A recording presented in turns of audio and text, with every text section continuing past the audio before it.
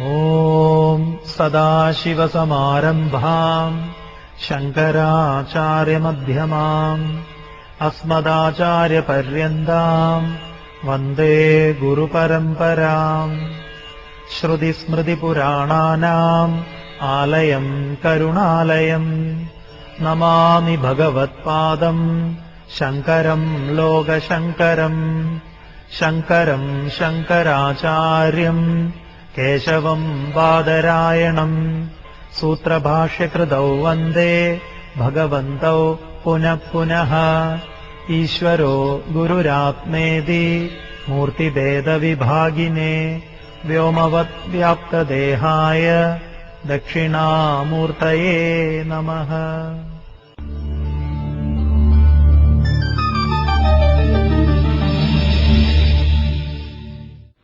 ഹരിയം. എല്ലാവർക്കും നമസ്കാരം. 3-ാം അധ്യായം കർമ്മയോഗം.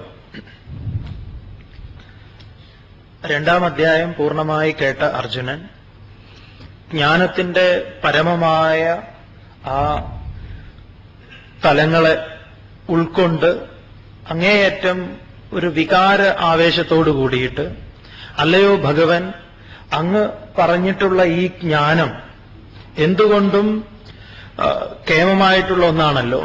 ആ നിലയ്ക്ക് അങ്ങ് എന്തിനാണ് ഘോരമായ യുദ്ധകർമ്മത്തിന് എന്നെ നിയോഗിക്കുന്നത്? അതെനിക്ക് മനസ്സിലാവുന്നില്ല. അതുകൊണ്ട് അങ്ങയുടെ വാക്കുകൾ ഇപ്പോൾ എന്നിൽ കുഴച്ചു മറിച്ചിട്ട ഒരനുഭവമാണ്. വ്യാമിശ്രേണേവ വാക്യേന മേ ബുദ്ധിൻ മോഹയസി ഇവ.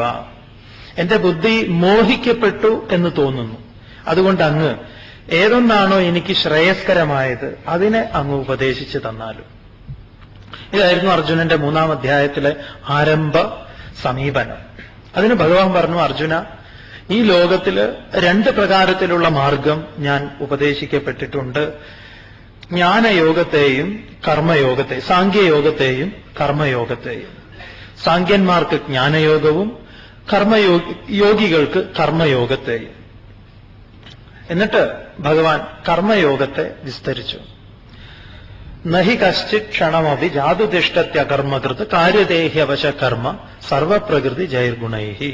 പ്രകൃതി ഗുണത്തിനനുസൃതമായിട്ട് അർജുന, ഏവരും ഒരു നിമിഷം പോലും കർമ്മം ചെയ്യാതെ ഇവിടെ ഇരിക്കുന്നില്ല.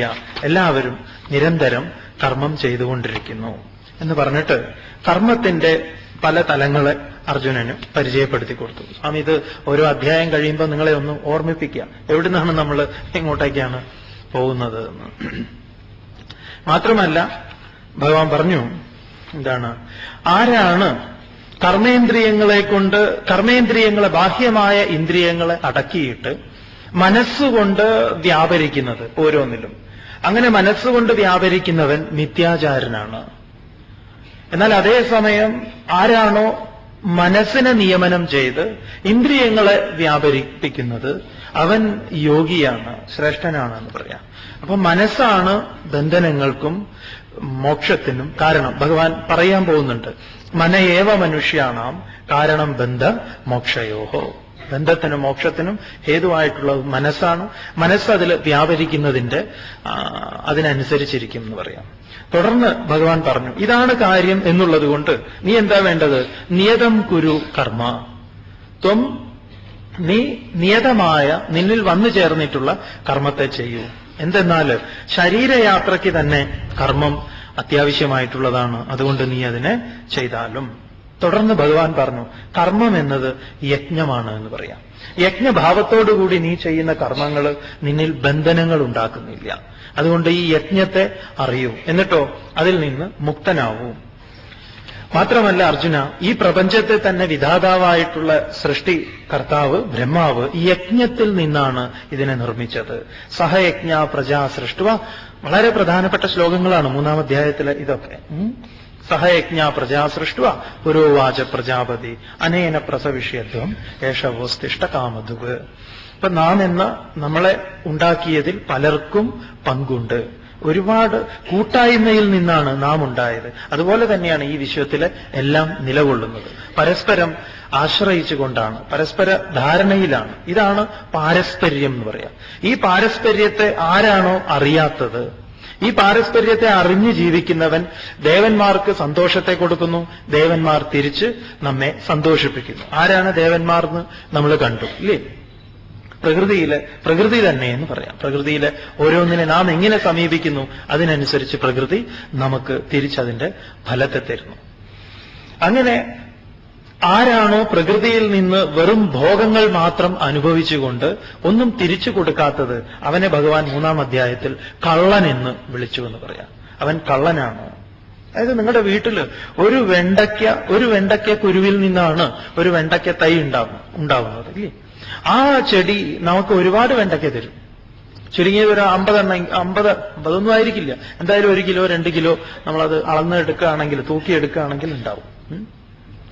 അപ്പൊ ഒന്നോ രണ്ടോ എങ്കിലും വിത്തായിട്ട് വെക്കണം. വിത്തായി വെച്ച് വല്ലവർക്കും കൊടുക്കണം. ഈ രാമകൃഷ്ണ മിഷനിലെ ഒരു സ്വാമിജി ഉണ്ട്, സ്വാമി ഗോലോകാനന്ദ എന്ന് പറയും. സ്വാമിജി കോഴിക്കോടാണ് ഇപ്പൊ കുറെ കാലമായിട്ട്. സ്വാമിജി ആശ്രമത്തിൽ വരുന്നവർക്കൊക്കെ പ്രസാദം കൊടുക്കുന്നത് വിത്താണ്. അത് വളരെ ഒരു വലിയൊരു കാര്യമാണെന്ന് പറയാം. വിത്ത് പ്രസാദമായിട്ട് കൊടുക്കും. ആ വിത്ത് എന്തെങ്കിലും മുളയ്ക്കും എന്ന് പറയാം. ഒരിക്കലും ഒരു ദരിദ്രന് ഇതുപോലെ ആശ്രമത്തിൽ നിന്ന്, ദരിദ്രൻ എന്ന് പറഞ്ഞാൽ ഒരു വലിയ ഇതൊന്നുമില്ലാത്ത ഒരാൾക്ക് വിത്ത് കൊടുത്തു എന്നാ രാമകൃഷ്ണദേവൻ പറയാറുണ്ട്. ആ വിത്ത് അദ്ദേഹത്തിന്റെ വീടിന്റെ എറയിൽ തിരികെ വെച്ചു. അദ്ദേഹം മരണപ്പെട്ടു. വീട് കുറെ കാലം അങ്ങനെ ഓല വീട് അങ്ങനെ ഇരുന്നു. ഒരു കാറ്റും മഴയത്തും വീടും തകർന്നു. എല്ലാം കഴിഞ്ഞപ്പോണ്ട് അതിൽ നിന്നൊരാൾ പൊങ്ങി വരുന്നു എന്ന് പറയും. വെറുതെ ആയില്ല എന്ന് പറയാം. അപ്പൊ കുറച്ച് വിത്ത് ആക്കേണ്ടതുണ്ട്. അതിനെ മുഴുവൻ കശാപ്പ് ചെയ്യലല്ല, ആർക്കെങ്കിലുമൊക്കെ കൊടുക്കാം. ഇങ്ങനെ ആരാണ് അതിനെ ഈ ഭാവനയിൽ, അതിന്റെ ജന്മമുണ്ടല്ലോ, അതിനൊരു തുടർച്ചയുണ്ട്, അതിനെ പോലും നമ്മൾ ഇല്ലാതെയാക്കുക. ഇങ്ങനെ പരസ്പരം ഭാവനയോടുകൂടി ആരാണ് യജ്ഞശിഷ്ടത്തെ സന്തോഷത്തോടുകൂടി ഭുജിക്കുന്നത് അവൻ മഹാത്മാവാണ് എന്ന് ഭഗവാൻ പറഞ്ഞു. അല്ലാതെ അവനവന് വേണ്ടി ആരാണോ ഭജിക്കുന്നത്, പാകം ചെയ്യുന്നത്, അവൻ പാപത്തെ ഭുജിക്കുന്നു എന്ന് പറഞ്ഞു. തുടർന്ന് അന്നത്തിൽ നിന്നാണ് ഭൂതങ്ങൾ സൃഷ്ടമായത്. ആ അന്നത്തിന് ഹേതുവായിട്ടുള്ളത് പർജന്യമാണ്, മേഘമാണ്. അങ്ങനെ ആ ചക്രത്തെ നമ്മൾ മനസ്സിലാക്കി എന്ന് പറയാം. അത് യജ്ഞത്തിലാണ് അത് സമുദ്ഭവിച്ചത്. യജ്ഞം കർമ്മത്തിലാണ്, കർമ്മം ബ്രഹ്മത്തിലാണ്, ബ്രഹ്മം യജ്ഞത്തിലാണ്. എല്ലാം യജ്ഞത്തിൽ പ്രതിഷ്ഠിതമാണ്. അങ്ങനെ യജ്ഞത്തെക്കുറിച്ച് പറഞ്ഞു. ഈ ചക്രത്തെ ഏവം പ്രവർത്തിതം ചക്രം ന അനുവർത്തയതി ഇഹ അഖായുരിന്ദ്രിയാരാമഹ മോകം പാർത്ഥസ ജീവതി. അവന്റെ ജീവിതം വെറുതെ വിട്ടേക്കൂ എന്ന് പറയാം. ഈ യജ്ഞ ചക്രത്തെ ആരാണോ അറിയാത്തത്, ഈ പാരസ്പര്യത്തെ അറിയാത്തത് ആരാണ്? ഈ പാരസ്പര്യത്തെ അറിഞ്ഞവനോ പറയണു അവന് ചെയ്യേണ്ടതായിട്ടോ ചെയ്യാത്തത് കൊണ്ട് എന്തെങ്കിലും നഷ്ടപ്പെടാനോ ഒന്നുമില്ല എന്ന് പറയാം. തുടർന്ന് ഭഗവാൻ വീണ്ടും അർജുനനോട് പറഞ്ഞു, ആസക്തനായിട്ട് കർമ്മം ചെയ്യാൻ നീ തയ്യാറാവൂ. മാത്രമല്ല ഈ ഭാവത്തിൽ കർമ്മം ചെയ്ത ആരെങ്കിലും ഉണ്ടോ എന്നാണെങ്കിൽ ജനകനെ പോലുള്ള മഹാരാജാക്കന്മാർ അർജുന ഇത്തരത്തിൽ കർമ്മം ചെയ്തിട്ടുള്ളവരാണ് എന്ന് പറഞ്ഞു. മാത്രമല്ല ഏതൊന്നാണോ ശ്രേഷ്ഠന്മാർ ആചരിക്കുന്നത് അത് ഇതരന്മാർ പിന്തുടരുന്നു എന്നുള്ളതിനാൽ നീ പലർക്കും ശ്രേഷ്ഠനാണ്. നമ്മളെയൊക്കെ പലരും മാതൃകയായിട്ട് സ്വീകരിച്ചിട്ടുണ്ട്. നമ്മൾ വിചാരിക്കും ഞാൻ അത്ര വലിയ മോഡലൊന്നുമല്ല, വെറുതെ വിചാരിക്കുക. പലരും നിങ്ങളെയൊക്കെ മാതൃകയായിട്ട് സ്വീകരിക്കുന്നുണ്ട്. അതുകൊണ്ട് നിങ്ങളുടെ പ്രവൃത്തികളെ സദാ നിരീക്ഷിക്കുന്ന ചിലരുണ്ട്. അതുകൊണ്ട് എന്തു വേണം? നാം ആചരിക്കുന്നതിൽ ഒരു വ്യക്തത നമുക്കുണ്ടായിരിക്കണം, മറ്റൊരാൾക്ക് പിന്തുടരാൻ പറ്റുന്നതായിരിക്കണം എന്ന് പറയാം. അതുകൊണ്ട് യദ്യദാചരതി ശ്രേഷ്ഠ തത്തത് ദേവേ തരോജന സയത് പ്രമാണം ഗുരുതേ ലോകസ്തദനുവർത്തതേ. അതുകൊണ്ട് അർജുന ഞാൻ കർമ്മം ചെയ്യുന്നു. ആളുകൾ എന്നെ അനുസരിച്ച് അവർ കർമ്മം ചെയ്യാത്തവരായിത്തീരും. അപ്പൊ ലോകത്തിന് ഞാൻ ഹാനി ഉണ്ടാക്കുന്നവനാവും. അതുകൊണ്ട് ഞാൻ നിരന്തരം കർമ്മം ചെയ്യുന്നവനാകുന്നു. രജോ ഗുണത്തിൽ നിന്നുദ്ഭവിച്ച കാമമാണ്, ആഗ്രഹങ്ങളാണ് ഒരുവനെ കൊണ്ട് ഓരോരോ ഇല്ലേ പത്രത്തിൽ കണ്ടു കുറച്ച് ചെറുപ്പക്കാർ, അത് വലിയ വിഷമം. ഈ യുവാക്കൾ ഇങ്ങനെ ഓരോ ഇതിൽ പോയി പെടുന്നതില്ല. ഇനിയിപ്പോ നിങ്ങൾക്ക് അറിയുമെന്നറിയില്ല, ഈ കണ്ണൂർ സെൻട്രൽ ജയിൽ, തിരുവനന്തപുരം പൂജപ്പുര ജയില്, അങ്ങനെ പലയിടത്തും സ്വാമി പോയിട്ടുണ്ട്. എന്തിനാന്ന് നിങ്ങൾ പേടിക്കേണ്ട, കാരണം വിസിറ്റിന് വേണ്ടി പോയതാണ്. പലയിടത്തും ചിന്മയ മിഷന്റെ ഇപ്പോഴത്തെ പ്രസന്റ് ഹെഡായിട്ടുള്ള തേജോമാനന്ദ സ്വാമികളുടെ കൂടെ സ്വാമിജി കണ്ണൂർ അവരെ കാണാൻ വേണ്ടിയിട്ട് വരുന്നു. അപ്പൊ സ്വാമിജിയുടെ കൂടെ പോയിട്ടുണ്ടായിരുന്നു. അപ്പൊ നമുക്ക് അത്ഭുതം തോന്നി. മുഴുവൻ ചെറുപ്പക്കാരാണ്. നമുക്കൊക്കെ കുട്ടിക്കാലത്ത് ജയിലിന്റെ ഒരു ചിത്രം എന്ന് പറഞ്ഞാൽ വല്ലാത്തൊരു ചിത്രമാണ്. ഒരു വല്ലാത്ത മീശയും അങ്ങനെ ഉണ്ടക്കണ്ണും തുറിച്ചിട്ടുള്ള അങ്ങനെയൊക്കെയുള്ള ഈ പണ്ട് കാലത്ത് സ്കൂളിലൊക്കെ പഠിക്കുമ്പോൾ വായിച്ചിട്ടുള്ളതിൽ നിന്നൊക്കെ ഒരു രൂപം കിട്ടിയിട്ടുണ്ട്. എന്താ പറയാ, രക്തക്കണ്ണുകള് കണ്ടു കഴിഞ്ഞാൽ തന്നെ ഏതു നേരം മദ്യം കഴിച്ച് അങ്ങനെ തലയ്ക്ക് വെളിവില്ലാതെ നടക്കുന്ന, എന്തും ചെയ്യാൻ മടിയില്ലാത്ത ഒരു വല്ലാത്തൊരു രൂപമായിരുന്നു. ജയിലിൽ പോയപ്പോ വല്ല യൂണിവേഴ്സിറ്റിയിലൊക്കെ പോയതുപോലെ, കോളേജിൽ പോയതുപോലെ എല്ലാം നല്ല എന്താ പറയാ ചെത്ത് പിള്ളേര്. അതെ, ചെറുപ്പക്കാര് വളരെ കുറച്ചു പേരേ ഉള്ളൂ, കുറച്ച് പ്രായമൊക്കെ ആയിട്ടുള്ളവർ. അതിലൊരാള് തേജോമാനന്ദ സ്വാമികളെ മറ്റു ആളുകൾക്ക് പരിചയപ്പെടുത്തി കൊടുക്കുക. കൂടുതലും രാഷ്ട്രീയ തടവുകാരുണ്ട്. നമ്മൾ അത്ഭുതപ്പെട്ടു. ഒരു ഗംഭീര കവിതയായിട്ടാണ് അദ്ദേഹം അതിനെ അവതരിപ്പിച്ചത്. തേജോമാനന്ദ സ്വാമികൾ എന്ന് പറഞ്ഞാൽ അദ്ദേഹം സൂര്യനാണ്, സൂര്യൻ എന്ന് പറഞ്ഞാൽ അങ്ങനെയാണ് ഇങ്ങനെയാണ് എന്നൊക്കെ പറഞ്ഞിട്ട് നമ്മൾ ആലോചിക്കാം. പണ്ട് ജയിലിൽ നിന്ന് വലിയ അപൂർവങ്ങളായിട്ടുള്ള പല അത്യുദാത്തമായ സൃഷ്ടികളൊക്കെ ഉണ്ടായിട്ടുണ്ട്. അങ്ങനെ ഉണ്ടാവുകയാണെങ്കിൽ നല്ലത് തന്നെയാണ്.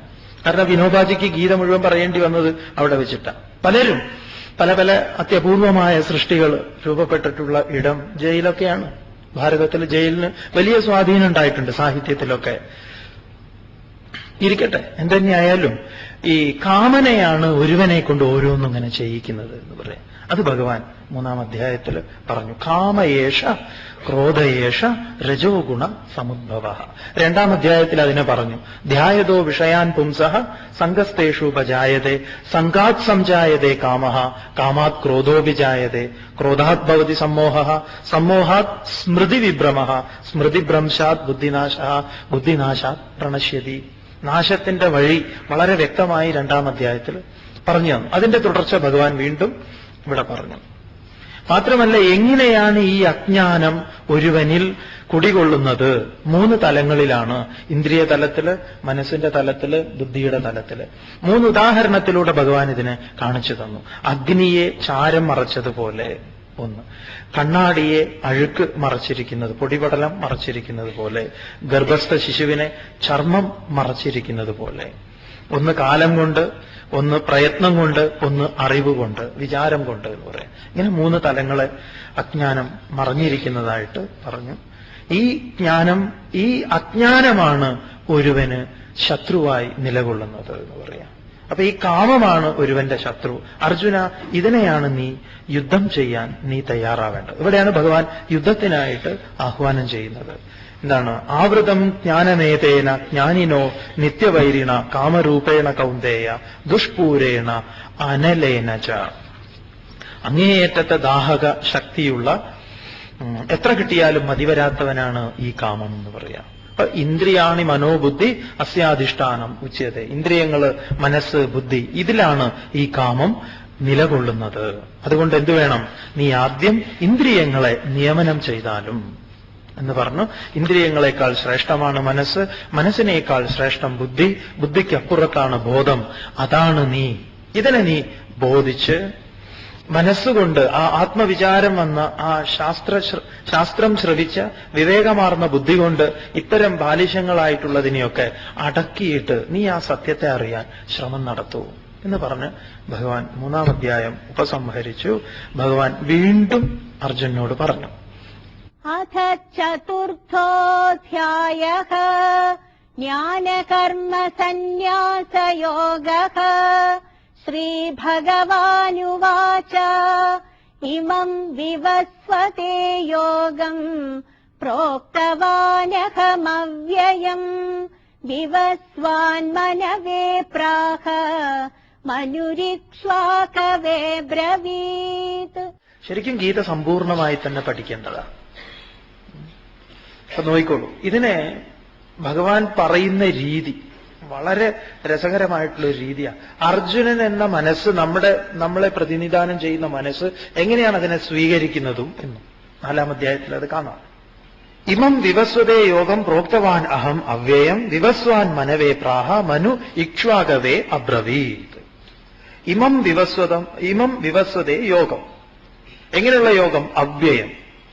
അവ്യയം നവ്യയം, നാശരഹിതമായിട്ടുള്ള ഇമം യോഗം. ഈ യോഗത്തെ, ഈ സത്യത്തെ ഞാൻ എന്തു ചെയ്തു? അഹം ഞാൻ വിവസ്വതേ പ്രോക്തവാൻ, ഞാൻ സൂര്യന് പറഞ്ഞു കൊടുത്തു. ഞാൻ ഇത് ആദ്യം പറഞ്ഞു കൊടുത്തത് ആർക്കാണെന്നറിയോ? ഞാൻ സൂര്യനാണ് ഇത് ഉപദേശിച്ചത്. ശരി, എന്നിട്ടോ വിവസ്വാൻ, സൂര്യൻ എന്തു ചെയ്തു? മനവേ പ്രാഹ, മനുവിന് പറഞ്ഞു കൊടുത്തു. ആഹാ, എന്നിട്ട് മനു എന്ത് ചെയ്തു? മനു ഇക്ഷ്വാകവേ അബ്രവീത്, മനു ഇക്ഷ്വാകുവിനെ വിളിച്ചിട്ട് പറഞ്ഞു, ഇക്ഷ്വാകുവോ എന്നാ പിടിച്ചോ എന്ന് പറഞ്ഞു ഇക്ഷ്വാകുവിന് പറഞ്ഞു കൊടുത്തു. തരക്കേടില്ല. എന്നിട്ട് എന്തുണ്ടായി? ഇതാ ഭഗവാൻ തുടർന്ന് പറയുന്നു. ഏവം പരമ്പരാ പ്രാപ്തം ഇമം രാജർഷയോ വിദുഃ സകാലേനേഹ മഹതാ യോഗോ നഷ്ട പരന്തപാ. ഏവം പരമ്പരാപ്രാപ്തം ഇമം രാജർഷയഃ വിദുഃ സകാലേന ഇഹ മഹതാ യോഗഃ നഷ്ടഃ ഹേ പരന്തപ.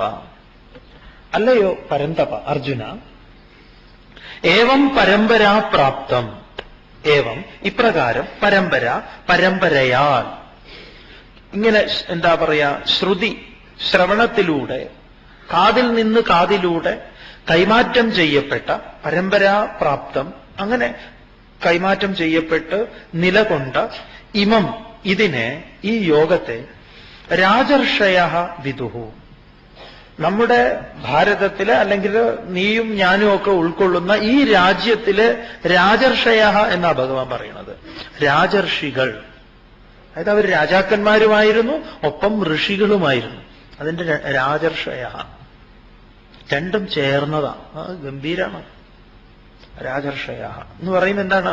കാമന ഒരല്പം പോലും ഇല്ലാത്തവരാണ് രാജ്യം ഭരിക്കുന്നത്. കാമനുള്ളവരാണെങ്കിൽ വലിയ ബുദ്ധിമുട്ടാണ്. അവരുടെ വിദേശ യാത്രകളിലൊക്കെ അവരുടെ കുടുംബ സമേതമായിട്ടായിരിക്കും അവർ പോകുന്നത്. പലപ്പോഴും മന്ത്രി പല രാജ്യങ്ങളിൽ പോകുന്നത് ഭാര്യയ്ക്കും അവർക്കൊക്കെ വേണ്ടിയിട്ടാണ് അത്രേ. സ്വാമി ആരെയും അങ്ങനെ വിമർശിക്കല്ല, എന്നാലും അങ്ങനെയൊക്കെ കേൾക്കുന്നു. രാജർഷയ, അതിപ്പം നമ്മൾ മന്ത്രിമാരെ പറയുന്നുണ്ടല്ലോ, നമ്മൾ ചേട്ടന്റെ ഓഫീസിൽ നിന്ന് ഒരു ടൂർ പോകുമ്പോ നമ്മൾ കൂടെ കൂടുന്നത്.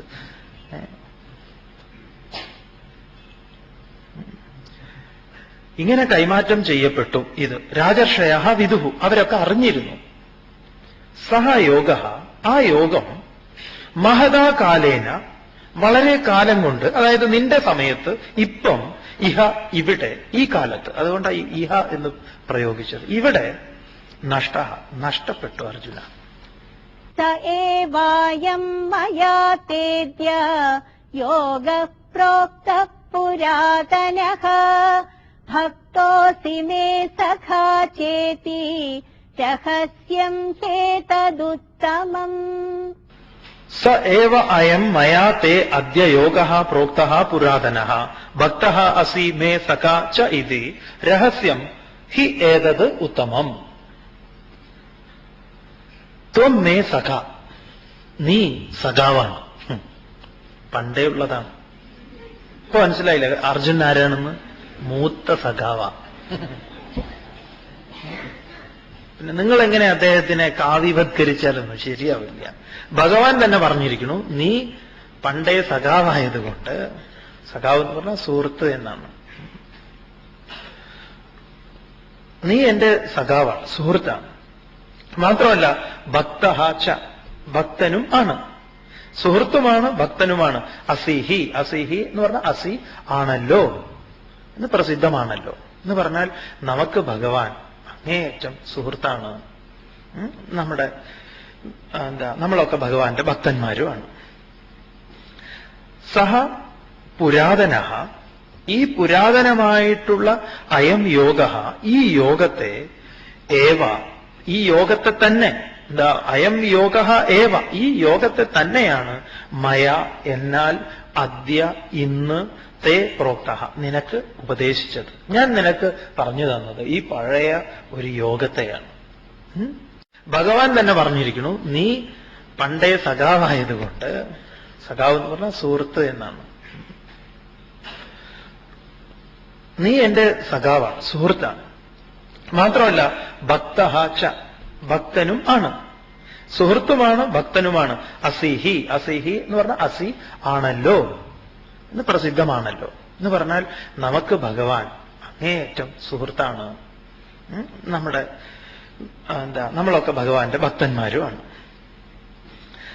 സഹ പുരാതന, ഈ പുരാതനമായിട്ടുള്ള അയം യോഗ, ഈ യോഗത്തെ ഏവ, ഈ യോഗത്തെ തന്നെ, അയം യോഗ ഏവ, ഈ യോഗത്തെ തന്നെയാണ് മയ, എന്നാൽ അദ്യ, ഇന്ന്, തേ പ്രോക്ത, നിനക്ക് ഉപദേശിച്ചത്, ഞാൻ നിനക്ക് പറഞ്ഞു തന്നത് ഈ പഴയ ഒരു യോഗത്തെയാണ്. ഏതത് രഹസ്യം ഉത്തമം, കൂടെ ഒരു ക്ലോസും കൂടെ വെച്ചു കൊടുത്തു. ഇത് രഹസ്യമാണ്, അതേസമയം ഇത് ഉത്തമവും ആണ്.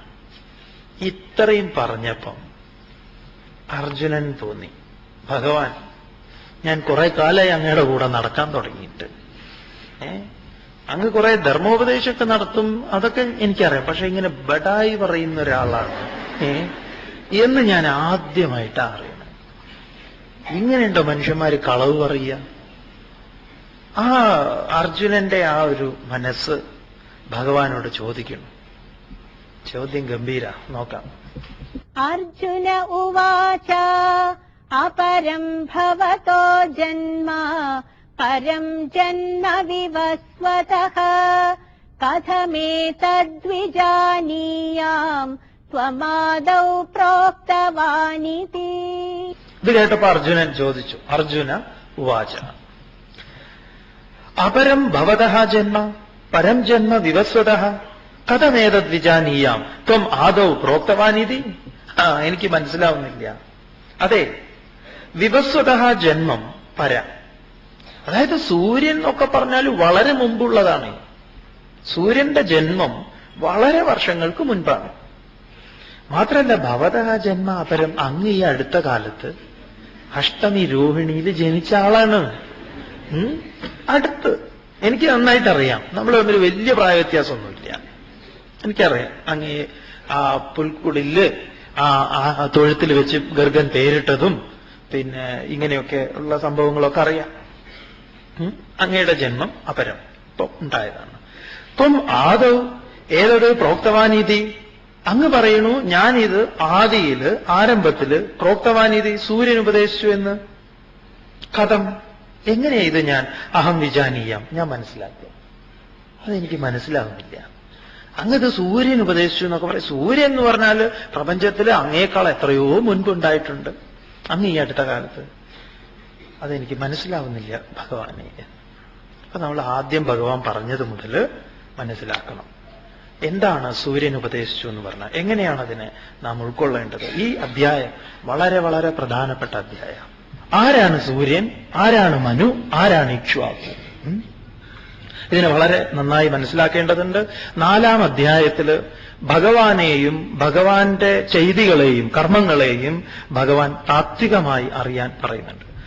4-ാം അധ്യായം വളരെ പ്രധാനപ്പെട്ട ശ്ലോകങ്ങൾ, ഭഗവത്ഗീതയിലെ ഏറ്റവും കോൺട്രവേഴ്സി ആയിട്ടുള്ള ശ്ലോകങ്ങളൊക്കെ ഇതിലാ വരുന്നത്. ചാതുർവർണ്ണ്യം മയാ സൃഷ്ടം യഥാ യഥാ ഹി ധർമ്മസ്യ, അതൊക്കെ വരുന്നത് ഈ അധ്യായത്തിലാണ്. അതുകൊണ്ട് ഭഗവാൻ പറയുന്നുണ്ട് എങ്ങനെ വേണം ഇതിനെ ഉൾക്കൊള്ളാൻ എന്ന്. വെറുതെ ഈ ചാക്കരി മാർക്കറ്റിൽ നിന്ന് എടുത്ത് പരിശോധിക്കുന്നത് പോലെ ഇടയുന്നൊരു ശ്ലോകം കിട്ട് എടുക്കലല്ല, എങ്ങനെയാണ് ഇതിനെ മനസ്സിലാക്കേണ്ടത്. അപ്പൊ ഞാൻ സൂര്യൻ ഉപദേശിച്ചു, സൂര്യൻ മനുവിന് ഉപദേശിച്ചു, മനു ഇക്ഷ്വാകുവിന് ഉപദേശിച്ചു, ഇങ്ങനെ പരമ്പരയാൽ നിലനിന്നു എന്ന് പറയുന്നു. ആരാണിവര്? അഹം എന്ന് പറഞ്ഞാൽ ബോധം തന്നെയാണ്. ഞാൻ അഹം, ഞാൻ ബോധം. ഞാൻ സൂര്യന് ഉപദേശിച്ചു എന്ന് പറഞ്ഞാൽ സൂര്യൻ ഈ നിയമം അനുസരിച്ചാണ് പ്രവർത്തിക്കുന്നത്. ഈ യോഗമാണ് എല്ലാറ്റിലും. സൂര്യൻ പ്രവർത്തിക്കുന്നത് ഈ നിയമം അനുസരിച്ചിട്ടാണ്. അപ്പൊ ആ സൂര്യൻ എന്നിൽ എങ്ങനെയാണ് എന്ന് ചോദിച്ചാൽ ബുദ്ധി രൂപത്തിലാണ്. ഈ ഉപദേശം നടക്കുന്നത് ഈ ക്രമം ഇങ്ങനെയാണ്. അപ്പൊ ഞാൻ ബോധസ്വരൂപനായിട്ടുള്ള എന്നിൽ നിന്ന് ബോധം, അഹം എന്ന ബോധത്തിൽ നിന്ന് ഞാനത് ബുദ്ധിക്ക് പകർന്നു കൊടുക്കും. ഞാൻ ബുദ്ധിയിലേക്ക് അതിനെ കൊടുക്കും. അപ്പൊ ബുദ്ധിസ്ഥാനീയനാണ്. അവിടെ സൂര്യന്റെ സ്ഥാനം ബുദ്ധി അലങ്കരിക്കുന്നു. അഹം എന്ന ബോധം ഭഗവാൻ. ഇനി വിവസ്വാൻ അത് ആർക്കുപദേശിച്ചു? സ്വം മകനായിട്ടുള്ള മനുവിന്. മനു എന്നാൽ മനസ്സു തന്നെ. മനസ്സിനെ പ്രതിനിധാനം ചെയ്യുന്നു മനു. ബുദ്ധി മനസ്സിന് പറഞ്ഞു കൊടുക്കും ഇതാണ് കാര്യം എന്ന്. ഈ രഥകൽപ്പന തന്നെയാണ് കാര്യം നടക്കുന്നത്. മനസ്സിന് പറഞ്ഞു കൊടുക്കും. മന ഇക്ഷ്വാകവേ, സ്വപുത്രനായിട്ടുള്ള ഇക്ഷ്വാകു രാജാവിന്. ഇക്ഷ്വാകു രാജാവ് എന്ന് പറഞ്ഞാൽ നടപ്പിൽ വരുത്തേണ്ടുന്ന ആൾ. അതുകൊണ്ടാണ് രാജാവിനെ പറഞ്ഞത്. ആരാണിത് കേട്ടതിനെ നടപ്പിൽ വരുത്തുന്നത്? ഇന്ദ്രിയങ്ങൾ. അത് ഇന്ദ്രിയങ്ങൾക്ക് കൈമാറി. ആ ഇന്ദ്രിയങ്ങളിലൂടെയുള്ള കൈമാറ്റത്തിൽ നഷ്ടപ്പെട്ട യോഗരഹസ്യത്തിന്റെ പ്രതീകമാണ് ധൃതരാഷ്ട്രൻ എന്ന രാജാവ്. ഇവിടെ വെച്ചിട്ടാണ് നിങ്ങൾ ധൃതരാഷ്ട്രനെ പഠിക്കേണ്ടത്. ഈ നഷ്ടപ്പെട്ട യോഗരഹസ്യത്തിന്റെ പ്രതീകം ധൃതരാഷ്ട്രൻ. അന്ധത, അജ്ഞാനം. ഒരു രാജാവിന് ഇങ്ങനെ അജ്ഞാനം വന്നു കഴിഞ്ഞാലോ പിന്നെ പോക്കാണ് കാര്യം. അപ്പം ആരിലൂടെയാണ് ഇത് കൈമാറ്റം ചെയ്യപ്പെടേണ്ടത്? ആരിലൂടെയാണ് ലോകത്തിൽ ഇത് പ്രവൃത്തി പദത്തിൽ വരേണ്ടത്? അവിടെയാണ് ഇതിന് നഷ്ടം സംഭവിക്കുന്നത്. ധൃതരാഷ്ട്രന്റെ കാര്യത്തിൽ, നമ്മുടെ കാര്യത്തിലും. ബോധത്തിൽ നിന്ന് കേട്ട അറിവ് ബുദ്ധിയിലേക്ക് കൈമാറ്റം ചെയ്യപ്പെട്ടത്, ബുദ്ധി പലപ്പോഴായിട്ട് മനസ്സിനോട് പറഞ്ഞിട്ടുള്ളത്, മനസ്സ് ഇന്ദ്രിയങ്ങളോട് പറയുമ്പം നമുക്കതിൽ ബുദ്ധിമുട്ട്. ഇന്ദ്രിയങ്ങളിലൂടെ ഇതിനെ ഇങ്ങോട്ടേക്ക് കൊണ്ടുവരാൻ വലിയ വിഷമമാണ്. അതാണ് ഭഗവാൻ പറയുന്ന നഷ്ടത്തിന്റെ കഥ. ഇത് അർജുനന് നേരിട്ട് കേട്ടപ്പോ പെട്ടെന്ന് ഭഗവാന്റെ ഈ ശൈലി മനസ്സിലായില്ല എന്ന് പറയാം. അത്രയും ഭഗവാൻ ഇനി അതിനെ വിസ്തരിക്കുന്നുണ്ട്. അല്ലാതെ നിങ്ങൾ ഇതിനെ മനസ്സിലാക്കി കളയരുത്. സൂര്യൻ ഉപദേശിച്ചു, സൂര്യൻ മനു നമ്മുടെ കുലം ഉണ്ടാക്കിയിട്ടുള്ള ഒരാളുണ്ടല്ലോ, അയാൾക്ക് ഉപദേശിച്ചു, അയാളത് ഇക്ഷ്വാകുവിന് ഉപദേശിച്ചു. ഇക്ഷ്വാകു ആർക്കൊക്കെയോ പറഞ്ഞു കൊടുത്തു. അങ്ങനെ അത് പിന്നെ അറിയാതെയായിപ്പോയി.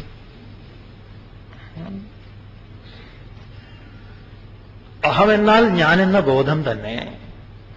അഹങ്കാരത്തിന്റെ ലേശം പോലും ഇല്ലാത്ത, ഒരൽപ്പം പോലും ഇല്ലാത്ത അഹമെന്ന ശുദ്ധമായ നിത്യശുദ്ധ മുക്ത സ്വരൂപനായിരിക്കുന്ന ആ അഹംവൃത്തി, അതിലേക്ക് നമ്മൾ വരാറില്ല പലപ്പോഴും. അതിൽ നിന്നാണ് ബുദ്ധിക്ക് എന്തെങ്കിലുമൊക്കെ കിട്ടുന്നത്. ആ ബുദ്ധി മനസ്സിനോട് പറയും, മനസ്സ് ഇന്ദ്രിയങ്ങളോട് പറഞ്ഞു. ഇപ്പൊ രാവിലെ സംഭവിക്കുന്നത് നോക്കിക്കോളൂ.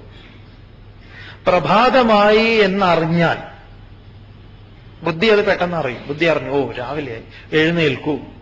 മനസ്സ് പറയാം എഴുന്നേൽക്കുന്നു. അപ്പൊ ഇന്ദ്രിയങ്ങൾ കേൾക്കുന്നുണ്ടോ? കുറച്ചുകൂടെ നഷ്ടപ്പെടുകയാണ് യോഗം.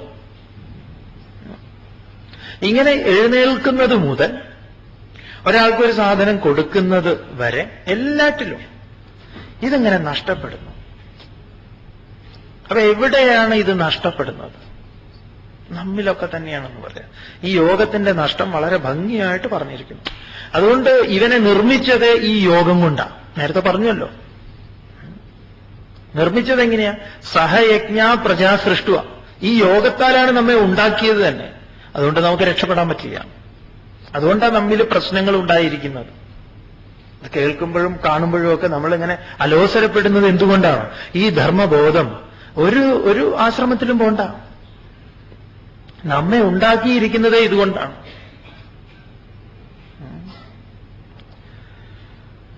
ഏവം പരമ്പരാ പ്രാപ്തം. ഇത് പരമ്പരയാൽ കൈവന്നിട്ടുള്ളതാണ്. ഇതിനൊരു പാരമ്പര്യമുണ്ട് എന്ന് പറയാം. ഇതിനൊരു അടുക്കും ചിട്ടയുമുണ്ട്. ഈ കോർഡിനേഷൻ വിട്ടുപോകുമ്പോഴോ, ഈ കോർഡിനേഷൻ വിടുമ്പോഴാണല്ലോ സമൂഹത്തിന് അവൻ അപരിചിതനാകുന്നത്, അവന് സമൂഹം അപരിചിതമാകുന്നത്. ഭ്രാന്ത് അതിന്റെ ഒരു കോർഡിനേഷൻ പോല അല്ലേ? രണ്ട് തലത്തിലുണ്ട് കോർഡിനേഷൻ. ഒരു ഭ്രാന്തന്റെ ജ്ഞാനിയുടെയൊക്കെ തലങ്ങൾ ഏകദേശം ബാഹ്യദൃഷ്ടിയ ഒരുപോലെയൊക്കെ ഇരിക്കും. പക്ഷെ രണ്ടാണ്. ഇത് നഷ്ടപ്പെടരുത് എന്ന് പറയാം. ഏവം പരമ്പരാപ്രാപ്തം ഇമം രാജർഷയോ വിദുഹു സ കാലേന ഇഹ മഹദ യോഗ നഷ്ട പരന്തപ. ഇത് അർജുന നഷ്ടമായി ഇവിടെ. അതുകൊണ്ട് എന്ത് വേണം? ഞാൻ നിനക്ക് ഉപദേശിച്ചു തന്നിട്ടുള്ള ഇത് നീ എന്റെ സുഹൃത്ത് എന്നുള്ള നിലയ്ക്ക് ഞാൻ നിനക്കിതിനെ ഉപദേശിച്ചതാണ്. ഇത് രഹസ്യമാണ്, ഉത്തമമായിട്ടുള്ളതാണ്. ഇത് കേട്ടപ്പോഴാണ് അർജുനൻ എന്തു പറഞ്ഞത്? എനിക്ക് മനസ്സിലായില്ല ഭഗവാനെ എന്ന് പറഞ്ഞത്. ഏതായാലും ഭഗവാൻ ഉത്തരം പറയും, നോക്കാം. ശ്രീഭഗവാനുവാച ബഹൂനി മേ വ്യതീതാനി ജന്മാനി തവ ചാർജുന താന്യഹം വേദ സർവാണി നത്വം വേദ പരം തപ. ശ്രീ ഭഗവാൻ ഉവാച, ഭഗവാൻ അർജുനന്റെ ചോദ്യത്തിന് മറുപടി പറയുന്നു. ബഹൂനി മേ വ്യതീതാനി ജന്മാനി തവ ച അർജുന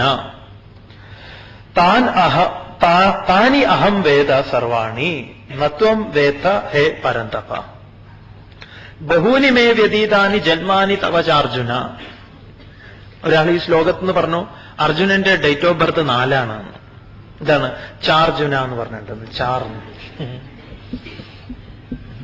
അങ്ങനെ എഴുതി വെച്ചേക്കരുത്, 4-ാം തീയതിയാണ്. ച അർജുന എന്നാണ്. ചാർജുന എന്ന് പറഞ്ഞാലേ ചാർ. അതെ. ബഹൂനി മേ വ്യതീതാനി അർജുന മേ തവ ച ബഹൂനി. മേ എനിക്ക്, തവ നിനക്ക്, എനിക്കും നിനക്കും. മേ തവ ച നിനക്കും എനിക്കും ബഹൂനി ജന്മാനി വ്യതീതാനി. ബഹൂനി ബഹവഹ വളരെ, അധികമധികം. ജന്മാനി ജന്മങ്ങൾ, വ്യതീതാനി കഴിഞ്ഞിരിക്കുന്നു, സംഭവിച്ചിരിക്കുന്നു. എനിക്കും നിനക്കും അനേക ജന്മങ്ങൾ സംഭവിച്ചിട്ടുണ്ട്. താനി സർവാണി അഹം വേദ. താനി അവയെ എല്ലാം, എല്ലാറ്റിനെയും അഹം വേദ ഞാൻ അറിയുന്നു. എനിക്കും നിനക്കും അനേക ജന്മങ്ങൾ സംഭവിച്ചിട്ടുണ്ട്, അതിനെയെല്ലാം ഞാൻ അറിയുന്നു. പക്ഷേ പരന്തപ നീ, ത്വം ന വേദ, നീ അറിയുന്നില്ല. എനിക്കതറിയാം, നിനക്ക് അറിയുന്നില്ല. എന്തുകൊണ്ടെന്നാൽ ബോധം എല്ലാം അറിയുന്നു. മനസ്സിനെ പ്രതിനിധാനം ചെയ്യുന്നു അർജുനൻ. മനസ്സെല്ലാം അറിയുന്നില്ല. മനസ്സറിയുന്നതേ ഇതിന്റെ സാന്നിധ്യത്തിലാണ്. ഇതിന്റെ സഹായത്താൽ മനസ്സ് കാര്യങ്ങൾ അറിയുന്നു. മനസ്സിന് സത്യത്തെ അറിയാൻ സാധിക്കുമോ എന്ന് ചോദിച്ചാൽ സാധ്യമല്ല. അതുകൊണ്ട് സത്യത്തെ മനസ്സിലാക്കി കളയാം എന്നാരെങ്കിലും വിചാരിച്ചാലോ? യൻ മനസ ന മനുദേ യേനാഹുർ മനോമതം തദേവ ബ്രഹ്മത്വം വിദ്ധി. യൻ മനസ ന മനുദേ, യത് യാതൊന്നാണോ മനസ്സ മനസ്സുകൊണ്ട് ന മനുദേ മനനം ചെയ്യാൻ സാധ്യമല്ലാത്തത്. എന്നാൽ ഏന ആഹുർ മനോമതം, യാതൊന്നുകൊണ്ട് മനസ്സ് മനനം ചെയ്യപ്പെട്ടതാകുന്നു. തദേവ ബ്രഹ്മത്വം വിദ്ധി, അതിനെ നീ ബ്രഹ്മമെന്നറിഞ്ഞാലും. അതാണ്. അതുകൊണ്ട് മനസ്സവിടെ പ്രവേശിക്കുന്നില്ല, കണ്ണവിടെ പ്രവേശിക്കുന്നില്ല. ന ചക്ഷുഷ ന ഗച്ഛതി നോ മനഃ ന വിദ്മഹ ന വിജാനീമഹ എന്നുപനിഷത്ത്. അപ്പം അഹം വേദ എന്ന് പറയുമ്പം ബോധമെല്ലാം അറിയുന്നു. അങ്ങനെയാ മനസ്സിലാക്കേണ്ടത്. നമ്മളോ, നമ്മുടെ അറിവിന് പരിമിതിയുണ്ട്. അറിവെന്ന് പറഞ്ഞാൽ മനസ്സിന് അറിയുക എന്നത് വലിയ ബുദ്ധിമുട്ടാണ്. ചിന്തകളെ കൊണ്ട് ലോകത്തെ മുഴുവൻ അറിയാം എന്ന് വിചാരിച്ച അനേക ചിന്തകന്മാർ ഇവിടെ ഉണ്ടായിട്ടുണ്ടായിരുന്നു. ആ ചിന്തകന്മാരൊക്കെ ചിന്തയുടെ ആഴങ്ങളിലേക്ക് പോയപ്പം മനസ്സിലായി. അരിസ്റ്റോട്ടിലും എല്ലാം തന്നെ അതിന് ഉദാഹരണങ്ങളാണ്. അപ്പൊ മനസ്സിനെ പ്രതിനിധാനം ചെയ്യുന്നു അർജുനൻ. ബോധത്തെ, അഹം എന്ന ബോധത്തെ ഭഗവാൻ പ്രതിനിധാനം ചെയ്യുന്നു. ആ നിലയിൽ ബോധമെല്ലാം അറിയുന്നു, മനസ്സെല്ലാം അറിയുന്നില്ല. മാത്രമല്ല ഭഗവാൻ അതിനെ വ്യക്തമാക്കുക, ആ ബോധം എന്താണ് എന്ന്. തുടർന്നുള്ള ശ്ലോകങ്ങളിൽ നമുക്കതിനെ ആ ഒരു തലത്തിൽ നിന്നുകൊണ്ട് ശ്ലോകങ്ങളെ പരിചയപ്പെടാം. അജോപി സന്നവ്യയാത്മാ ഭൂതാനാമീശ്വരോപി സൻ പ്രകൃതിം സ്വാമധിഷ്ഠായ സംഭവാമ്യാത്മമായയാ. അജഹ അപി സൻ അവ്യയാത്മാ ഭൂതാനാം ഈശ്വരഃ അപി സൻ പ്രകൃതിം സ്വാം അധിഷ്ഠായ സംഭവാമി ആത്മമായയാ. അപ്പൊ ഭഗവാൻ പറയുന്നു, ഞാൻ അറിയുന്നു എല്ലാറ്റിനെയും, എല്ലാ ജന്മങ്ങളെയും എനിക്കറിയാം, എന്നാലോ നിനക്കതിനെ അറിയാൻ സാധ്യമല്ല എന്ന് പറഞ്ഞു. എന്നാൽ നമ്മൾ ഇങ്ങനെ തന്നെ സ്വാമി പറഞ്ഞത് നിങ്ങൾക്ക് മനസ്സിലായി എന്ന് വിചാരിക്കുന്നു. അതായത് മനസ്സിന് അറിയുക എന്നുള്ളത് സാധ്യമല്ല, മനസ്സുകൊണ്ടറിയാം. എന്നാ പിന്നെ സ്വാമി ഇതിങ്ങനെ 108 ദിവസം പറയേണ്ട വല്ല ആവശ്യമുണ്ടോ? ഇത് ആദ്യം അങ്ങോട്ട് പറഞ്ഞുകൂടെ? ഇത് മനസ്സിലാവില്ല എന്ന് ഒറ്റ ദിവസം ധാരാളമാണല്ലോ, ഒരു ദിവസം തന്നെ വേണ്ട. ഇത് മനസ്സിലാവൂല, അങ്ങനെയല്ല. ഒരിക്കലൊരു ഇങ്ങനെ ഓരോ കഥയൊക്കെ പറയുമ്പം അതിനൊക്കെ എന്തെങ്കിലുമൊക്കെ പിടിക്കാൻ പറ്റിയ പിടിച്ചോളൂ. ഒരിക്കലൊരു ദ്വീപില്, ചുറ്റും ദ്വീപ് എന്ന് പറഞ്ഞാൽ ചുറ്റും കടലാണല്ലോ, ഒരു ക്ഷേത്രം ഉണ്ടായിരുന്നു. ആ ക്ഷേത്രത്തില് 1000 മണികളുണ്ടായിരുന്നു, വളരെ വിശേഷപ്പെട്ട മണി. ആ മണികള് ദ്വീപിലായിരുന്നത് കൊണ്ട് എപ്പോഴും കാറ്റുണ്ടാവും. അതിന്റെ ഒരു സവിശേഷത കാറ്റത്ത് മണി ഇങ്ങനെ അടിക്കും എന്നുള്ളതാണ്. ഒരു പ്രത്യേക താളമുണ്ട്. അപ്പൊ കാറ്റിന്റെ ഗതിക്കനുസരിച്ച്, കാറ്റിന്റെ ശക്തിക്കനുസരിച്ച് അതിന്റെ താളത്തിന് അതിനനുസരിച്ചിട്ടായിരിക്കും അതിന്റെ താളം. അപ്പൊ ശക്തമായ കാറ്റൊക്കെ അടിക്കുന്ന സമയത്ത് ആ മണിയുടെ നാദം അങ്ങനെ ശക്തമായിരിക്കും. അങ്ങനെ വളരെ രസമായിട്ട് അതങ്ങനെ കേൾക്കാമായിരുന്നു. ഒരിക്കൽ ഒരു സുനാമിയിൽ ഈ ദ്വീപ് താഴ്ന്നുപോയി, അപ്രത്യക്ഷമായി, ക്ഷേത്രവും കാണാനില്ല. അപ്പൊ ഇങ്ങനെ ഒരു ക്ഷേത്രം ഉണ്ടായിരുന്നുവെന്നും ആ കടൽക്കരയിൽ പോയിരുന്നാൽ ഈ മണിനാദം കേൾക്കാമെന്നും ഒരു ഐതിഹ്യമായി മാറി. ഈ ഐതിഹ്യത്തെ കേട്ട ചെറുപ്പക്കാരൻ അങ്ങനെയാണെങ്കിൽ അതൊന്ന് ഇപ്പോഴും അത് കേൾക്കാം എന്ന് പറഞ്ഞ് ഒരു പുരോഹിതൻ പറഞ്ഞ സമയത്ത് അദ്ദേഹം അതിൽ ശ്രദ്ധാലുവായി അദ്ദേഹം കടൽക്കരയിൽ പോയി. കടൽക്കരയിൽ പോയി അങ്ങനെ കാതോർത്ത് നോക്കി.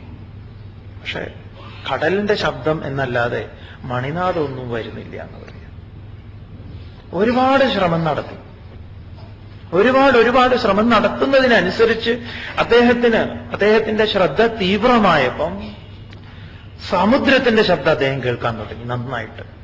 ലോകം മുഴുവൻ ആ ശ്രദ്ധ അങ്ങോട്ട് സമുദ്രത്തിലേക്ക് ആഴത്തിൽ അങ്ങോട്ട് പോയി. കാരണം സമുദ്രത്തിന്റെ ശബ്ദം മാത്രമേ ഉള്ളൂ, വല്ലാത്ത ശബ്ദം. ആഴ്ചകളോളം പരിശ്രമം നടത്തി, വേറെ ഒരു ശബ്ദവുമില്ല, മണിനാദം കേൾക്കാനില്ല. അദ്ദേഹം എന്നാലും ശ്രമം ഉപേക്ഷിക്കുന്നുമില്ല. വീണ്ടും പുരോഹിതന്റെ അടുത്ത് പോയി ചോദിച്ചു. പുരോഹിതൻ പറഞ്ഞു, കേൾക്കും, അതിപ്പോഴും ഉണ്ട് അവിടെ. അദ്ദേഹം വീണ്ടും വന്നു. അവസാനം ഒരു പരീക്ഷണം എന്നുള്ള നിലയ്ക്ക് വീണ്ടും ജാഗ്രതയോടുകൂടി മതിയായി. അദ്ദേഹത്തിനൊരു ആ സ്ഥലം വളരെ ഇഷ്ടപ്പെട്ടു. സമീപത്ത് ആ കരയിൽ കുറച്ച് കാറ്റാടി മരങ്ങളും അവിടെ അദ്ദേഹം വന്നിരിക്കുമ്പോൾ കിളികളൊക്കെ ഉണ്ടായിരുന്നു. അപ്പൊ അതിനോടൊക്കെ യാത്ര പറഞ്ഞു. ഞാൻ മതിയാക്കുകയാണ്, നിങ്ങൾ കേൾക്കുന്നുണ്ടോ ഈ ശബ്ദം? ആരോ പറഞ്ഞു. എന്തോ എനിക്ക് കേൾക്കാൻ സാധിക്കുന്നില്ല. അദ്ദേഹം മതിയാക്കി അവിടുന്ന് പോവുക. ഏതായാലും ഒരു ഒടുക്കത്തെ പരീക്ഷണം എന്ന നിലയ്ക്ക് അദ്ദേഹം അവിടെ അങ്ങോട്ട് മലർന്നു കിടന്ന സമയത്ത് അദ്ദേഹത്തിന്റെ ആ ശ്രദ്ധ മുഴുവൻ സമുദ്രത്തിന്റെ ബാഹ്യമായ ശബ്ദത്തിൽ നിന്ന് പെട്ടെന്ന് സമുദ്രത്തിന്റെ ഉള്ളിലേക്ക് പോയി. ഉള്ളിൽ വെച്ച് എപ്പോഴും ഒരു മണി കേട്ടു. ഒരു മണി കേട്ടതോടുകൂടി തുടർച്ചയായിട്ട് അങ്ങോട്ട് കേട്ടു എന്ന് പറയാം. ആ ആഴങ്ങളിലേക്ക്, അതായത് ഇവിടെ ഒരു ക്ഷേത്രമുണ്ടായിരുന്നുവെന്നും ആ ക്ഷേത്രത്തിന്റെ മണിനാദം ഇപ്പോഴും അതിന്റെ അടിയിൽ മുഴങ്ങുന്നു, അല്ലെങ്കിൽ ആ ഇളക്കത്തിൽ അത് കേൾക്കാം എന്ന തീവ്രമായ ഇച്ഛയിൽ മനസ്സ് ഏകാഗ്രപ്പെടുന്ന സമയത്ത് പിന്നെ അത് സംഭവിക്കുകയില്ല. സത്യം വെളിപ്പെട്ട് കിട്ടുന്നത് ഇങ്ങനെയാണ്. ഇപ്പൊ സ്വാമി പറഞ്ഞ ഉദാഹരണത്തെ നിങ്ങൾ അക്ഷരം പ്രതി കടൽക്കരയിൽ പോയിരുന്നാൽ കിട്ടും എന്നുള്ള ആ ഒരു ഇതുണ്ടല്ലോ. അതായത് വീണ്ടും അത് പോകുന്നത് പിന്നെ കടലിന്റെ ഉള്ളിലേക്കാ, ആഴങ്ങളിലേക്കാ. അത് പറയാനാണ് ഇത് പറയുന്നത്. ആഴത്തിൽ ഒരിക്കലും വെള്ളത്തിന്റെ അടിയിൽ വെച്ച് മണി മുട്ടിക്കഴിഞ്ഞാൽ ഒരിക്കലും ശബ്ദം ഉണ്ടാവില്ല. ഫിസിക്സിനെതിരാണത്. പക്ഷേ അത് സംഭവിക്കുകയാണത്. അതാണ് ഇത് എതിരായിട്ടുള്ളൊരു പോക്കാണ്. ഇതുവരെ നാം പോയത് നടന്ന വഴി വേറെയാണ്, ഇത് നേരെ തിരിച്ചുള്ളൊരു വഴിയാണ്. അതുകൊണ്ടാണ് ഈ ഉദാഹരണം ശക്തമായിട്ട് നിലകൊള്ളുന്നത്. മനസ്സില്ലാതെയാവുന്ന സമയത്ത് ആണ് എന്റെ എല്ലാം ഞാൻ അറിയുന്നത്, ഞാൻ ആരെന്നറിയുന്നത്. ആ അറിവിൽ നിന്നുകൊണ്ടാണ് ഭഗവാൻ എന്തു പറഞ്ഞത്? എനിക്കും നിനക്കും ഒരുപാട് ജന്മങ്ങൾ ഉണ്ടായിട്ടുണ്ട്, ഞാൻ ആ ജന്മങ്ങളെ അറിയുന്നു, നീ അറിയുന്നില്ല. നിന്റെ അന്വേഷണം കേവലം ബാഹ്യമായ ഇന്നലകളിൽ നീ എന്തൊക്കെ അറിഞ്ഞിട്ടുണ്ടോ അത് വസ്തുനിഷ്ഠമാണ്. നാമരൂപങ്ങളെ അടിസ്ഥാനപ്പെടുത്തിക്കൊണ്ടാണ് നീ എല്ലാം അറിഞ്ഞത്. ഗോപാലൻ നായരെ അറിയോ? ഏത് ഗോപാലൻ നായർ? ആ കഷണ്ടി. അങ്ങനെ പറയൂ. കാരണം ഗോപാലൻ നായർ എന്ന പേരിൽ തന്നെ എന്റെ ലിസ്റ്റിൽ കുറെ ഗോപാലൻ നായരുണ്ട്. വിശേഷണങ്ങൾ എനിക്ക് ആവശ്യമാണ് വസ്തുക്കളെ അറിയുന്നതിൽ. ഇതൊരു വിശേഷണവും ഇല്ലാത്തതാണ്. അവ്യക്തം, അചിന്യം, അരൂപം, അസ്പർശം, അദൃശ്യം എന്ന് പറയുന്ന അചലം, നിത്യം, സർവഗതം, സ്ഥാണുഹു എന്നൊക്കെ പറയുന്നതിന് മനസ്സിനെങ്ങനെ ഗ്രഹിക്കാൻ സാധിക്കും? സാധ്യമല്ല. അതുകൊണ്ട് നമ്മുടെ തന്നെ ഒരു അനുഭവം, വിശപ്പ് നമ്മുടെ ഒരു അനുഭവമാണല്ലോ. വിശപ്പിനെ കുറിച്ച് നമുക്കൊരു 2 വരി എഴുതാൻ പറ്റും. വിശപ്പിന് ചിലപ്പോൾ കവിത വരും, പക്ഷെ അത് വിശപ്പിനെ കുറിക്കുന്ന കവിതയായിരിക്കില്ല. അല്ലേ? വിശപ്പ് എങ്ങനെ ഇരിക്കും? വിശപ്പ് എങ്ങനെ ഇരിക്കുന്നു ചോദിച്ചാൽ എന്താ സ്വാമി വിശപ്പ് എന്ന് പറഞ്ഞാൽ അതായത് ഇങ്ങനെ വിശക്കുമ്പോ അതിങ്ങനെ വിശക്കുമ്പോ ഇങ്ങനെ ഒരു വല്ലാത്ത എന്ത് ഇങ്ങനെ നമുക്കിങ്ങനെ എന്ത് കിട്ടിയാലും കഴിക്കണം തോന്നുന്ന, അത് ശരി, എന്ത് കിട്ടിയാലും കഴിക്കണം തോന്നുന്നതാണോ വിശപ്പ്? അതിനെ എഴുതൂ, കടലാസിൽ എഴുതൂ. വിശപ്പ് എന്ന് പറയുന്നത് എന്താണ്? വിശപ്പ് എന്ന അനുഭവം. ഇപ്പൊ നമുക്ക് തന്നെ നമ്മുടെ പല അനുഭവങ്ങളുണ്ട് വിസ്തരിക്കാൻ പറ്റാത്തത്. അപ്പൊ ബ്രഹ്മാനുഭവമോ? അവിടെ പിന്നെ അനുഭവിക്കുന്ന ആളും അനുഭവവും രണ്ടില്ല. അതുകൊണ്ട് ഭഗവാൻ ഇങ്ങനെ പറഞ്ഞു എന്ന് മനസ്സിലാക്കുക. തുടർന്ന് പറയണു, അഹം അജഹ, ഞാൻ ആരാണ്? അജനാണ് എന്ന് പറഞ്ഞാൽ ജനിക്കാത്തവനാണ്, എനിക്ക് ജന്മം ഉണ്ടായിട്ടില്ല. അവ്യയാത്മാ, നാശരഹിതനായി സൻ അഭി ഇരിക്കുന്നു എങ്കിലും ഭൂതാനാം ഈശ്വര സൻ അഭി, ഞാൻ ഭൂതങ്ങളുടെ ഈ പ്രപഞ്ചത്തിൽ എന്തൊക്കെ സംഭവിച്ചിട്ടുണ്ടോ അതിന്റെ എല്ലാം തന്നെ ഈശ്വരൻ എന്ന് പറഞ്ഞാൽ ഭരണ ശ്രേഷ്ഠൻ എന്നാണ്. ഈട്ട് ഭരണേ വര ശ്രേഷ്ഠ, ഇങ്ങനെയാണ് ഈ ശബ്ദം. ഈട്ട് എന്ന ധാതുവിൽ നിന്ന് വര എന്ന പ്രത്യയം കൂടെ ചേരുന്ന സമയത്ത് ഈശ്വരൻ എന്നാവും. ഈ സംസ്കൃതത്തിൽ അതിങ്ങനെ പോയി വരുന്ന വഴിയുണ്ട്. നമ്മുടെ ഈ സ്വർണം ഈ പരുവത്തിലാവുന്നതിന് കുറെ പ്രോസസ്സിംഗ് ഉണ്ടല്ലോ, അതുപോലെയാ ധാതുക്കൾ കടന്നു വരും. ഈട്ടെന്നാണ് ധാതു, അത് ഈശ്വര എന്നാവും. വേറൊരു വര കൂടെ ചേരും. വരൻ എന്ന് പറഞ്ഞാൽ ശ്രേഷ്ഠൻ എന്നാ. ഈട്ട് ഭരണേ, ഭരണശ്രേഷ്ഠൻ, ഈ പ്രപഞ്ചത്തെ മുഴുവൻ ഭരിക്കുന്നവൻ, അതാക്കി നിലനിർത്തുന്നവൻ എന്നൊക്കെയാണ് ഈശ്വരൻ. വിഷ്ണു എന്ന് പറഞ്ഞാൽ നിറഞ്ഞു നിൽക്കുന്നവൻ. ദേവേഷ്ടി വ്യാപ്നോതി ഇത് വിഷ്ണു, എല്ലായിടത്തും നിലകൊള്ളുന്നവൻ. രാമൻ എന്ന് പറഞ്ഞാൽ സർവേഷു ഭൂതേഷു രമന്തേ ഇതി രാമ, സർവഭൂതങ്ങളെയും രമിപ്പിക്കുന്നവൻ, അതാക്കി നിലനിർത്തുന്നവൻ. ശിവം എന്ന് പറഞ്ഞാൽ മംഗളം. ഇങ്ങനെയൊക്കെയാണ് നാമങ്ങൾ. അപ്പം അഹം അജഹ അവ്യയാത്മാ സൻ അഭി ഭൂതാനാം ഈശ്വര സൻ അഭി, ഭൂതങ്ങളുടെ മുഴുവൻ നാഥനായി ഭരണശ്രേഷ്ഠനായി നിലകൊള്ളുന്നവനാണ് എങ്കിലും സ്വാം എന്ന് പറഞ്ഞ തനതായ തന്റേതായിട്ടുള്ള പ്രകൃതി അധിഷ്ഠായ, പ്രകൃതിയെ ആശ്രയിച്ചുകൊണ്ട് ആത്മമായയാ സ്വമായയാൽ സംഭവാമി സംഭവിക്കുന്നു. അപ്പൊ ഞാൻ സംഭവിക്കുന്നത് എങ്ങനെയാ? എന്റെ തന്നെ മായയാലാണ്. എന്തിനാണ് അങ്ങനെ ഞാൻ മായയാൽ ജനിക്കുന്നത്? അടുത്ത ശ്ലോകത്തിലും വളരെ വളരെ പ്രധാനപ്പെട്ട ശ്ലോകം, കാണാതെ പഠിച്ചു വെക്കേണ്ട ശ്ലോകം, നിങ്ങൾ നന്നായി മനസ്സിലാക്കേണ്ടുന്ന ശ്ലോകം. ഭഗവത്ഗീതയിൽ നിങ്ങൾ കേട്ടിട്ടുണ്ടാവും. ഈ ശ്ലോകം കേൾക്കാത്തവർ വളരെ കുറവാണ്, ദുർലഭമാണ്. നോക്കാം. യദാ യദാ ഹി ധർമ്മസ്യ ഗ്ലാനിർഭവതി ഭാരത അഭ്യുത്ഥാനമധർമ്മസ്യ തദാത്മാനം സൃജാമ്യഹം. യദാ യദാ ഹി ധർമ്മസ്യ ഗ്ലാനിഹി ഭവതി, ഹേ ഭാരത, അഭ്യുത്ഥാനം അധർമ്മസ്യ തദാ ആത്മാനം സൃജാമി അഹം. ഹേ ഭാരത, ഈ ശ്ലോകം ദുർവ്യാഖ്യാനം ചെയ്തു വെച്ചിട്ടുണ്ട്. സ്വാമി കണ്ടിട്ടുള്ള ഒരു പുസ്തകം. എപ്പോഴാണോ ഭാരതത്തിൽ ധർമ്മത്തിന് ച്യുതിയുണ്ടാകുന്നത് അപ്പോഴെല്ലാം ഭഗവാൻ കുതിരപ്പുറത്ത് അവതരിക്കും എന്ന്. എന്നാ എത്രയോ ചാൻസ് ഭഗവാൻ വെറുതെ കളഞ്ഞിരിക്കുകയാണ്. പഴയ 47 മുതൽ നമ്മുടെ ചരിത്രം, 47 പിറകിലും ചരിത്രമുണ്ട് ഇന്ത്യക്ക്. എന്നാലും പഞ്ചാബ് വിഭജനമൊക്കെ മനുഷ്യ മനസ്സിലേൽപ്പിച്ച മുറിവ് ഇല്ലേ, രക്തപ്പുഴ തന്നെ ഒഴുക്കിയിട്ടുണ്ടല്ലോ അല്ലേ. കൂട്ടക്കൊലകൾ നടന്ന സമയം ഭഗവാൻ വെറുതെ കളയായിരുന്നു അവസരം. എത്രയോ. ഇനി ഇങ്ങോട്ടേക്ക് എടുത്തു കഴിഞ്ഞാൽ കഴിഞ്ഞ നൂറ്റാണ്ട് നോക്കിക്കഴിഞ്ഞാൽ അതിലും ഭഗവാൻ നഷ്ടപ്പെടുത്തി. ഈ നൂറ്റാണ്ടിന്റെ ആരംഭത്തിലും നഷ്ടപ്പെടുത്തിക്കൊണ്ടിരിക്കുക. ചാൻസുകൾ വെറുതെ കളയുന്നു അല്ലേ. കേരളത്തില്, ഒറീസയില്, അതുപോലെ ഗുജറാത്തില്, ഇങ്ങനെ പല പല സ്ഥലങ്ങളിലും പലതും നടക്കണം. ഭാരതത്തില് ധർമ്മത്തിന് ഗ്ലാനി ഉണ്ടാകുന്ന സമയത്ത് ഭഗവാൻ അവതരിച്ച് ആ ധർമ്മത്തെ പുനഃസ്ഥാപിക്കും എന്ന് അങ്ങനെ ഒരു മനക്കോട്ട കെട്ടി അങ്ങനെ കുറച്ച് ആളുകൾ ഇരിക്കണം. പിന്നെ പറയുന്നു എന്നെങ്കിലും ഭഗവാൻ കുതിരപ്പുറത്ത് വരും, വരാതിരിക്കില്ല. എന്താ ഇവിടെ പറയുന്നത്? സ്വാമിക്ക് അധികമൊന്നും പറയണ്ട, കാരണം 3 അധ്യായം പറഞ്ഞതുകൊണ്ട്. 4-ാം അധ്യായം മാത്രം എടുക്കുകയാണെങ്കിൽ കുറെ കാര്യം പറയണമായിരുന്നു. പറഞ്ഞ ആ ശ്ലോകത്തെ ആ മൂലശ്ലോകത്തിൽ നിന്ന് മാത്രം പറയാം. യഥാ യഥാഹി ധർമ്മസ്യ ഗ്ലാനിഹി ഭവതി. എപ്പോഴാണ് ധർമ്മത്തിന് ഗ്ലാനി സംഭവിക്കുന്നത്? ഗ്ലാനി എന്നാൽ ച്യുതി സംഭവിക്കുന്നത്. എവിടെയാണ് ധർമ്മത്തിന് ഗ്ലാനി സംഭവിക്കുന്നത് എന്ന് 1-ാം അധ്യായത്തിലെ 1-ാമത്തെ ശ്ലോകത്തിൽ നിന്ന് മനസ്സിലാക്കിയിട്ടുണ്ട്. ധർമ്മക്ഷേത്രമാണ് നമ്മുടെ ശരീരം. ധർമ്മക്ഷേത്രമായിട്ടുള്ള ഈ ശരീരത്തിൽ യുദ്ധം ചെയ്യാൻ അണിനിരന്ന് നിൽക്കുന്ന മാമകന്മാർ എന്റേത് എന്നതാണ് യുദ്ധത്തിന് നിദാനമായിട്ടുള്ള വികാരം. 1-ാമത്തത്, എന്റെ വേണ്ടപ്പെട്ടവരെ ഞാൻ എണ്ണുന്ന സമയത്ത് എന്നിൽ യുദ്ധം സംഭവിച്ചു കഴിഞ്ഞു. ശരിക്കും മനസ്സിലാക്കേണ്ടതാ. ഇതിൽ നിന്ന് നിങ്ങൾ വിട്ടുപോയാൽ ഗീതയുടെ ഈ വഴി മനസ്സിലാവാതെ നിങ്ങൾക്ക് അപരിചിതമായിട്ടുള്ളൊരു വഴി തേടി പോകേണ്ടി വരും.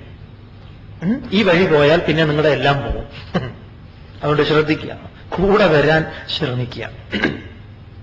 പഴയതൊക്കെ വിട്ടേക്കും. കുറെ കേട്ടിട്ടുണ്ടെങ്കിൽ നിങ്ങൾ നോക്കൂ. പഴയത് സ്വാമി പറയുന്നത് വല്ലാതെ പൊരുത്തക്കേട് ഉണ്ടാക്കുന്നുവെങ്കിൽ വരാതിരിക്കാം, നിങ്ങളുടെ ഇഷ്ടം. വരികയാണെങ്കിൽ ഇതൊന്ന് ശ്രദ്ധിക്കൂ. അപ്പൊ ധർമ്മത്തിന് ഗ്ലാനി സംഭവിക്കുന്നത്, അധർമ്മം ഉണ്ടാകുന്നത് ഏതെങ്കിലും ഭൂപ്രദേശത്തല്ല. ഏതെങ്കിലും ഭൂപ്രദേശത്ത് സംഭവിക്കുന്നതിന് മുൻപ് അതെവിടെ സംഭവിച്ചു എന്നാണ് വ്യാസൻ പറയുന്നത്. അത് മനുഷ്യ മനസ്സിലാണ്. അതിന്റെ പ്രതീകമാണ് ധൃതരാഷ്ട്രൻ. ആ ചോദ്യം, ധർമ്മക്ഷേത്രേ മാമകാഹ യുയുത്സവ മാമകാഹ കിം അകുർവത. പരം ധർമ്മത്തെ സാക്ഷാത്കരിക്കേണ്ടുന്ന ഈ ശരീരത്തിൽ എന്റേതെന്ന വികാര വിചാരങ്ങൾ എന്തൊക്കെയാണ് ചെയ്തത്? 1-ാമത്തെ ചോദ്യം. 2-ാമത്തെ ചോദ്യം, ധർമ്മക്ഷേത്രേ യുയുത്സവ പാണ്ഡവാഹ കിം അകുർവത. ഈ ധർമ്മക്ഷേത്രത്തില്, പരമമായ ധർമ്മത്തെ സാക്ഷാത്കരിക്കേണ്ടുന്ന ഈ ക്ഷേത്രത്തില് പാണ്ഡവൻ എന്നാൽ പണ്ടാ ആത്മവിഷയ ബുദ്ധി യേഷാം തേഹി പണ്ഡിതാഹ എന്നതിന്റെ ലക്ഷണം നമ്മൾ കണ്ടു. ആത്മവിഷയകമായ ജ്ഞാനം, അതിന് സഹായിക്കുന്ന സത്വഗുണങ്ങളെ പ്രതിനിധാനം ചെയ്യുന്നു പാണ്ഡവന്മാർ. അപ്പൊ സത്വഗുണങ്ങൾക്കനുസരിച്ച് ആ സത്വഗുണങ്ങൾ എപ്രകാരം, ഏതൊക്കെ പ്രകാരത്തിൽ എന്നിൽ ധർമ്മത്തിലേക്ക്, ആ പരമമായ ധർമ്മത്തെ സാക്ഷാത്കരിക്കുന്നതിനായി ഞാൻ ഈ ഗുണങ്ങളുമായി സാമ്യപ്പെട്ടുവോ? ഇതാണ് 2-ാമത്തെ ചോദ്യം. ധർമ്മക്ഷേത്രേ മാമകാഹ കിം അകുർവത, ധർമ്മക്ഷേത്രേ പാണ്ഡവാഹ കിം അകുർവത. 2 സ്ഥലത്തും യുയുത്സവ, യുദ്ധം ചെയ്യും. രണ്ടും യുദ്ധമാണ്. 3-ാമത്തെ ചോദ്യം, കുരുക്ഷേത്രേ മാമകാഹ കിം അകുർവത. കർമ്മഭൂമികയിൽ ഞാൻ എന്തു ചെയ്തു? എന്റേത് എന്ന ചിന്തകളോടുകൂടി ഞാൻ എന്തൊക്കെ ഗുണ്ടാമണ്ടികൾ ചെയ്തു? കുരുക്ഷേത്രേ യുയുത്സവ പാണ്ഡവാഹ കിം അകുർവത. എന്റെ പ്രവൃത്തികളിൽ നിസ്സംഗമായി, നിസ്വാർത്ഥമായി, ഭഗവാൻ നേരത്തെ പറഞ്ഞ കർമ്മയോഗം എന്നുണ്ടല്ലോ, ആ യോഗഭാവത്തിൽ, യജ്ഞഭാവത്തിൽ ഞാൻ എന്തൊക്കെ ചെയ്തു? ഇവിടെ ഇനി നമുക്ക് അങ്ങോട്ടേക്കും ഇങ്ങോട്ടേക്കും ഇടയ്ക്കിടയ്ക്ക് പോകേണ്ടതുണ്ട്. അതുകൊണ്ട് നിങ്ങൾ ഇനിയുള്ള ക്ലാസ്സുകളൊന്നും ഗീത പഠിക്കണമെന്ന് താല്പര്യമുള്ളവരാരും മിസ്സാക്കാൻ പാടില്ല. അതുകൊണ്ട് ആ സ്വാമി ആദ്യം തന്നെ പറഞ്ഞു, നിങ്ങൾക്കിത് കേൾക്കാൻ എപ്പോഴും സർവദാ നിങ്ങൾ യോഗ്യരാണ്, അങ്ങനെയുള്ള സംശയങ്ങളൊന്നും വേണ്ട എന്ന്. എന്നാലും ചില ദിവസമൊക്കെ അവധി എടുത്തിട്ട് പിറ്റേ ദിവസം ഒരു കുറിപ്പ് കൊണ്ടുവരും. ഇന്നലെ പറഞ്ഞ ഒന്നും കൂടെ പറയണം, ബുദ്ധിമുട്ടാണ്. ദയവ് ചെയ്ത് അങ്ങനത്തെ കുറിപ്പ് സ്വാമിയുടെ അടുത്ത് കൊണ്ടുവരാതിരിക്കുക. ഇന്നലെ പറഞ്ഞത് ഇന്നലത്തോടുകൂടി കഴിഞ്ഞു. ഇന്നലകളെ അധികം സ്നേഹിക്കണ്ടെന്ന് പറയാം. ശ്രദ്ധിക്കുക. അപ്പൊ ധർമ്മത്തിന്റെ ഗ്ലാനി സംഭവിക്കുന്നത് എവിടെയായിരിക്കണം? ഭൂപ്രദേശത്തല്ല, മനുഷ്യ മനസ്സിൽ തന്നെ, അല്ലേ? അപ്പൊ ധർമ്മച്യുതി സംഭവിക്കുന്നത് യഥാ 2 പ്രാവശ്യമാണ്. എപ്പോൾ പ്രയോഗം ഗംഭീര. ധർമ്മത്തിന് ഗ്ലാനി സംഭവിക്കുന്നുവോ അധർമ്മസ്യ, എന്നിട്ടോ ധർമ്മസ്യ ഗ്ലാനി അധർമ്മസ്യ അഭ്യുത്ഥാനം, അധർമ്മം അധികരിക്കുന്നത് എപ്പോഴാണോ തഥാ ആ നിമിഷം, അപ്പോൾ എന്നാണ്, പിന്നെ എന്നൊന്നുമല്ല, അപ്പോൾ. എപ്പോൾ? അപ്പോൾ. യഥാ തഥാ അഹം ആത്മാനം സൃജാമി. അതാണ് അടിവരയിടേണ്ടത്. അഹം കുതിരപ്പുറം സൃജാമി എന്നല്ല. അഹം ആത്മാനം സൃജാമി. ആത്മൻ ശബ്ദത്തെ നമ്മൾ മനസ്സിലാക്കിയത് എങ്ങനെയൊക്കെയാണ്? മനസ്സ്, ബുദ്ധി, ബോധം ഇത്യാദിയാണ്. ഞാൻ ബോധത്തിൽ തന്നെ, ബുദ്ധിയിൽ തന്നെ ഞാൻ പ്രകടമാകുന്നു. എങ്ങനെ? അരുതെന്ന് പറഞ്ഞുകൊണ്ട്. ഏത് അധർമ്മ ചിന്തയും, ആ അധർമ്മ ചിന്ത ഉണ്ടായി ആ അധർമ്മത്തെ പ്രവർത്തിക്കാൻ ശ്രമിക്കുന്ന വേളയിൽ ഏതൊരുവനിലും ഈ അവതാരം സംഭവിച്ചിരിക്കും. ഇത് സംഭവിക്കില്ല എന്നാരെങ്കിലും പറഞ്ഞാൽ, ഇത് സംഭവിച്ചിട്ടില്ല എന്നാരെങ്കിലും പറഞ്ഞാൽ, നിങ്ങൾ ഇന്ന് തന്നെ ഒരു അധർമ്മം ചെയ്യാൻ തയ്യാറാവുക. സംഭവിക്കുന്നുവോ സംഭവിക്കുന്നില്ലേ എന്ന് നിങ്ങൾ സ്വയം സാക്ഷ്യപ്പെടൂ. മറ്റുള്ളവരുടെ കാര്യം വിട്ടേക്കും. സ്വാമി, അവർക്കൊക്കെ ഇങ്ങനെ വല്ല ചിന്തയുണ്ടെങ്കിൽ അവരിങ്ങനെ, നിങ്ങളത് വിടൂ, നിങ്ങൾ ചെയ്യൂ. ഇവിടെ ഇരുന്നുകൊണ്ട് തന്നെ ചെയ്യാൻ ശ്രമിക്കൂ. അടുത്തിരിക്കുന്നവന്റെ പോക്കറ്റിലേക്ക് കൈയിട്ടോളൂ. ഇടാനൊരു ശ്രമം നടത്തും. എന്തെങ്കിലും ഒരു മോഷണത്തിനൊരു ശ്രമം നടത്തൂ. ഒരടി ഉണ്ടാക്കാൻ ഒരു ശ്രമം നടത്തും. ഒരാളെ വെറുതെ ഒരു അടി കൊടുക്കാൻ, അവനെ ശരിയാക്കണം എന്നൊക്കെ ശരിയാക്കാൻ പദ്ധതിയിടൂ. എന്നിട്ട് ശരിപ്പെടുത്തൂ. നിങ്ങൾ പറയും, സ്വാമി വെറുതെ പറയുക, ഞാനിതാ സുന്ദരമായിട്ട് അധർമ്മം ചെയ്തുകൊണ്ടിരിക്കണം, എനിക്ക് ഒരു പ്രശ്നമില്ല. ഒരു ലോകത്ത്, ഈ ദുനിയാവിൽ ഒരുവനും ഈ അവതാരത്തെ നിഷേധിക്കാൻ സാധ്യമല്ല. പിന്നെ നിങ്ങൾ ഏത് കുതിരപ്പുറത്ത്, ഏത് കൃഷ്ണനെയാ കാത്തിരിക്കുന്നത്? ഇനി ഏതെങ്കിലും ഒരു കൃഷ്ണൻ വന്നു എന്നിരിക്കട്ടെ വീട്ടിൽ. ഒരു ദിവസം നോക്കുമ്പോ, ഒരു ഞായറാഴ്ച പത്രമൊക്കെ വായിച്ച് അങ്ങനെ ഇരിക്കുമ്പോ ഒരാൾ വന്നു. കടായൻ. ആരാ അത്? ഞാൻ കൃഷ്ണനാണ്. ഏത് കൃഷ്ണൻ? വസുദേവനന്ദൻ. മനസ്സിലായില്ല? നിങ്ങൾക്ക് മനസ്സിലായില്ലേ? അദ്ദേഹം പരിചയപ്പെടുത്താൻ ശ്രമിച്ചു കഴിഞ്ഞാൽ നമ്മൾ എന്ത് പറയും? ഒരു മിനിറ്റ്, ഇപ്പൊ വരാം. ഒരു നോക്കും കോയിൻസ് ഏതാ എന്താ ഉള്ളത്. ഒരു രൂപ എടുത്തു കൊടുത്ത് പോയിക്കൊള്ളാൻ പറയും. പോയിക്കോളൂ വേഗം, ഇവിടെ നിൽക്കണ്ട. അപ്പോഴാണ് കൃഷ്ണൻ മനസ്സിലാക്കിയത്, ഇവർക്ക് എന്നെ പരിചയമില്ല, എന്നാ എന്റെ ശരിയായ രൂപം എടുക്കാം. ഇവര് നോക്കുമ്പോ അവിടെ നിന്ന് നോക്കുമ്പോ മൂപ്പര് അവിടെ ഇങ്ങനെ ഇരിക്കുന്നുണ്ട്. എന്നാ പിന്നെ ഈ വിധത്തിൽ അങ്ങോട്ട് പോവാം. അടുത്ത വീട്ടിൽ പോയി ബെല്ലടിച്ചു. ആരാ ഇത്? തരക്കേട്ടില്ലല്ലോ, ഇല്ലേ? നല്ല ചെറുപ്പക്കാരനാണ്. കണ്ടോ? ഞാൻ വായിച്ചു കഴിഞ്ഞ ആഴ്ച 11 കോടിയാണ് അത്ര കേരളത്തിൽ നിന്ന് ഭിക്ഷയായിട്ട് പോകുന്നത്. വായിച്ചോ നിങ്ങൾ? 11 കോടി ഇവിടുന്ന് കൊണ്ടുപോകണതാ. ഭിക്ഷക്കാരുടെ കളക്ഷനൊക്കെ കേട്ട് കഴിഞ്ഞാൽ നിങ്ങൾ പണിക്ക് പോവാൻ തുടങ്ങും.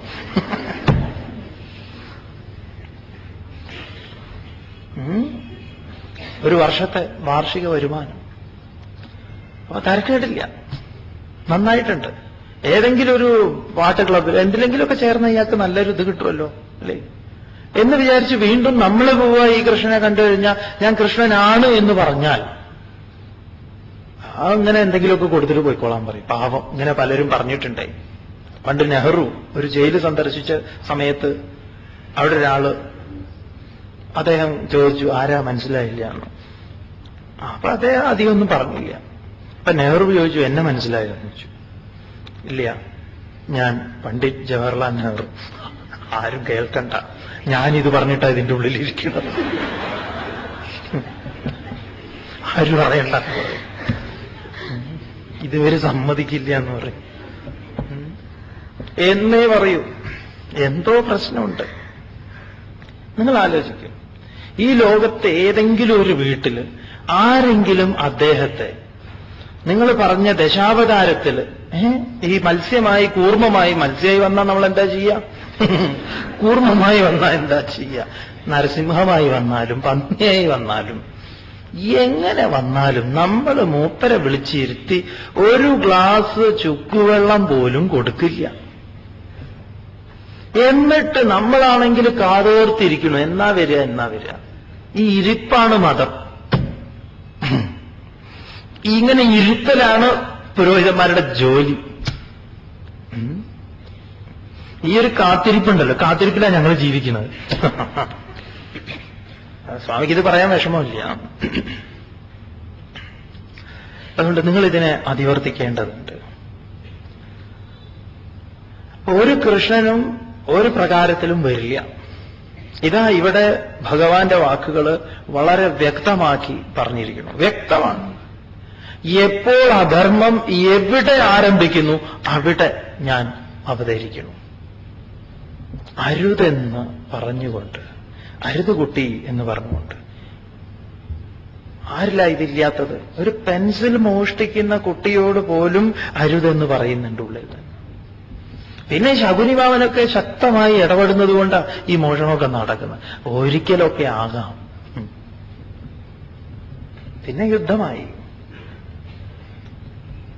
കളവ് പറഞ്ഞാൽ സംഘർഷം ഉണ്ടാകുന്നത് എന്തുകൊണ്ടാ? ധർമ്മബോധം ഉള്ളതുകൊണ്ട്. എത്ര അനായാസമായി കളവ് പറയാൻ സാധിക്കുകയാണെങ്കിലും ഈ പ്രശ്നം ഉണ്ടാവും. അപ്പം ധർമ്മത്തിന് ച്യുതി സംഭവിക്കുന്നത് വ്യക്തിയുടെ അന്തരംഗത്തിലാണ്. ആ അന്തരംഗത്തിൽ തന്നെയാണ് ഭഗവാൻ അവതരിക്കുന്നത്. ഇതാ ഇവിടെ ഭഗവാന്റെ വാക്കുകൾ വളരെ വ്യക്തമാക്കി പറഞ്ഞിരിക്കുന്നു. വ്യക്തമാണ്. എപ്പോൾ അധർമ്മം എവിടെ ആരംഭിക്കുന്നു അവിടെ ഞാൻ അവതരിക്കുന്നു. അരുതെന്ന് പറഞ്ഞുകൊണ്ട്, അരുത് കുട്ടി എന്ന് പറഞ്ഞുകൊണ്ട്. ആരില്ല ഇതില്ലാത്തത്? ഒരു പെൻസിൽ മോഷ്ടിക്കുന്ന കുട്ടിയോട് പോലും അരുതെന്ന് പറയുന്നുണ്ട് ഉള്ളിൽ. പിന്നെ ശകുനിമാവനൊക്കെ ശക്തമായി ഇടപെടുന്നത് കൊണ്ടാണ് ഈ മോഷണമൊക്കെ നടക്കുന്നത്. ഒരിക്കലൊക്കെ ആകാം, പിന്നെ യുദ്ധമായി. കളവ് പറഞ്ഞാൽ സംഘർഷം ഉണ്ടാകുന്നത് എന്തുകൊണ്ടാ? ധർമ്മബോധം ഉള്ളതുകൊണ്ട്. എത്ര അനായാസമായി കളവ് പറയാൻ സാധിക്കുകയാണെങ്കിലും ഈ പ്രശ്നം ഉണ്ടാവും. അപ്പം ധർമ്മത്തിന് ച്യുതി സംഭവിക്കുന്നത് വ്യക്തിയുടെ അന്തരംഗത്തിലാണ്. ആ അന്തരംഗത്തിൽ തന്നെയാണ് ഭഗവാൻ അവതരിക്കുന്നത്. ധർമ്മത്തിന്റെ ച്യുതി സംഭവിക്കുന്നത് ഭൂമി ഏതെങ്കിലും ബാഹ്യമായ സ്ഥലങ്ങളിലല്ല. എവിടെയും അധർമ്മം ആരംഭിക്കുന്നത് മനസ്സിലാണ്. അവിടെ തന്നെയാണ് അഹം ആത്മാനം സൃജാമി എന്ന് തന്നെയാണ് പറഞ്ഞത്. അതുകൊണ്ട് ശ്ലോകത്തെ വിസ്തരിക്കേണ്ടുന്ന ആവശ്യം ഉണ്ട് എന്ന് തോന്നുന്നില്ല. മൂല ശ്ലോകത്തിൽ തന്നെ കാര്യങ്ങൾ അന്തർലീനമാണ്, അതിൽ അടങ്ങിയിരിക്കുന്നു. വ്യക്തമാണ്, വളരെ വ്യക്തം. സ്വാമിക്ക് ഇതിനെ അങ്ങനെ സമർത്ഥിക്കേണ്ട വല്ലാതെ ബുദ്ധിമുട്ടൊന്നുമില്ല. കാരണം 1 മുതൽ 3 വരെ അധ്യായം ആത്മൻ ശബ്ദം പരിചയപ്പെട്ടാൽ മതി. ഭഗവാൻ ഇനി 6-ാം അധ്യായത്തിലൊക്കെ ആത്മൻ ശബ്ദത്തെ പറയുന്നുണ്ട്. ഉദ്ധരേത് ആത്മന, ഇതിന്റെ രഹസ്യം വേറെ പറഞ്ഞു കൊടുക്കാൻ പോകുന്നുണ്ട്. ഉദ്ധരേത് ആത്മന ആത്മാനം ന ആത്മാനം അവസാദയേത് ആത്മൈവ ഹ്യാത്മനോ ബന്ധുഹു ആത്മൈവ രിപുരാത്മനഃ. അങ്ങനെ ഒരുപാട് ആത്മാവിനെ കുറിച്ച് പറയുന്നുണ്ട്. അത് ഈ ഗതി കിട്ടാതെ നടക്കുന്ന ആത്മാക്കളെ കുറിച്ചല്ല. അങ്ങനെ വിചാരിച്ചേക്കരുത്. ഈ ഒരു ശ്ലോകമെങ്കിലും മനസ്സിലാക്കാൻ ശ്രമിക്കും. ഗീതയുടെ ആ സത്ത, താത്പര്യം നമുക്ക് വെളിപ്പെട്ട് കിട്ടും. ഇവിടെയാണ് ഒരു സ്വാമി ആമുഖമായിട്ട് പറഞ്ഞിട്ടുണ്ടായിരുന്നു നമ്മൾ ആ ദിവസം. ഈ ഒരു തലത്തിൽ നിന്നിട്ടാണ് സി രാധാകൃഷ്ണന്റെ ആ നോവലില് ഒരു സ്വാമി അർജുനോട് പറയുന്നത്, പ്രപഞ്ച മനസ്സ് വ്യക്തിയുടെ അഹംബോധത്തിലിരുന്ന് അവന്റെ ആപത്കാല സംശയങ്ങൾക്ക് കൊടുക്കുന്ന മറുപടികളുടെ സംഹിതയാണ് ഭഗവത്ഗീത എന്ന്. അങ്ങനെ ഒരു ഭഗവത്ഗീത സംഭവിക്കുന്ന സമയത്ത് കുരുക്ഷേത്രമില്ല, യുദ്ധമില്ല, ഒന്നുമില്ല. ഇത് നിരന്തരം സംഭവിച്ചുകൊണ്ടിരിക്കുന്നു. അപ്പൊ പ്രപഞ്ച മനസ്സാണ് വ്യക്തിയുടെ അഹംബോധത്തിലിരുന്ന് അവന്റെ ആപത്കാല സംശയങ്ങൾക്ക് അവന് മറുപടികൾ നിരന്തരം നടത്തിക്കൊണ്ടിരിക്കുന്നു. എന്തൊരു സുന്ദരമായിട്ടുള്ളൊരു കാഴ്ചപ്പാടാണ് അതിതാണ്. വ്യാസന്റെ കാഴ്ചപ്പാട് തന്നെ. അല്ലാതെ ഈ ബാഹ്യമായ യുദ്ധഭൂമിയെ കുറെ പിറകിലേക്കൊക്കെ പോയി അത് നിങ്ങൾ ചരിത്രം പഠിക്കാനോ ഡോക്ടറേറ്റ് എടുക്കാനോ ഒക്കെ ഉപകരിക്കാം. ഇതിന്റെയൊക്കെ ഗവേഷണാനന്തരം ഒരു ഡോക്ടറേറ്റ് ഒക്കെ കിട്ടും. ഡോക്ടർ ഡാഷ് ഡാഷ് ഇതൊക്കെ ആയിത്തീരാം. ശ്രമിക്കാം, നമുക്കതാണ് ആവശ്യമെങ്കിൽ. പക്ഷെ ഈ വഴിയിൽ വരുമ്പോഴോ നമ്മളും ഗീതയും തമ്മിൽ അധിക ദൂരമൊന്നും ഉണ്ടാവില്ല. ദൂരം ഒട്ടും ഉണ്ടാവില്ല. നമുക്കത് വ്യക്തമായി മനസ്സിലാവും. എന്തിനായിട്ടാണ് ഭഗവാൻ അവതരിക്കുന്നത്, അവതാരത്തിന്റെ ഉദ്ദേശം എന്താണ് പറയുന്നു അടുത്ത ശ്ലോകം. പരിത്രാണായ സാധൂനാം വിനാശായ ച ദുഷ്കൃതാം ധർമ്മ സംസ്ഥാപനാർത്ഥായ സംഭവാമി യുഗേ യുഗേ. പരിത്രാണായ സാധൂനാം വിനാശായ ച ദുഷ്കൃതാം ധർമ്മ സംസ്ഥാപനാർത്ഥായ സംഭവാമി യുഗേ യുഗേ.